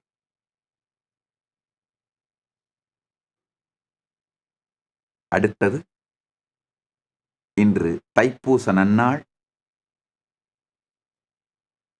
உலகம் முழுவதிலும் இருக்கும் கைலாசங்களிலே முருகனுக்கு வழிபாடும் வேல் பூஜையும் நிகழ இருக்கின்றது. சிவதீட்சை, அதாவது கைலாசா திருவண்ணாமலையிலும் கைலாசா கினிபிசாவிலும் பரமசிவசேனை நிகழ்ச்சிக்கு கலந்து கொள்ள வந்திருக்கும் அன்பர்களுக்கு சிவதீட்சை அளித்து ஆசீர்வதிக்கின்றேன். ஆழ்ந்து கேளுங்கள். முதல்ல காயத்ரி தீட்சை. ஓம் பூர்புவஸ்வஹ தத்சவிதுர்வரேண்யம் பர்கோ தேவஸ்ய தீமஹி தியோ யோ ந பிரச்சோதயாத். அடுத்ததாக சிவதீட்சை. ஓம் ஹாம் ஹௌம் சிவாய நமஹ. அடுத்ததாக விசேஷ தீட்சை. சிவோஹம். அடுத்ததாக மகாவாக்கிய உபதேசம். ஓம் நித்யானந்த பரமசிவோஹம். அனைத்தையும் உங்களுக்கு அளிக்கின்றேன். பரமசிவ பரம்பொருளின் பேரருளால் இந்த தீட்சைகளை பெற்று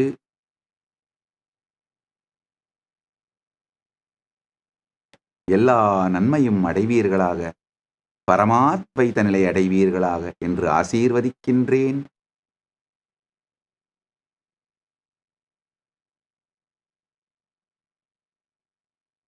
அடுத்தடுத்த நிகழ்விற்குள் செல்வோம். நீங்கள் எல்லோரும் நித்யானந்தத்தில் நிறைந்து நித்யானந்தத்தில் மலர்ந்து நித்யானந்தமாகிட ஆசீர்வதிக்கின்றேன். ஆனந்தமாக இருங்கள்.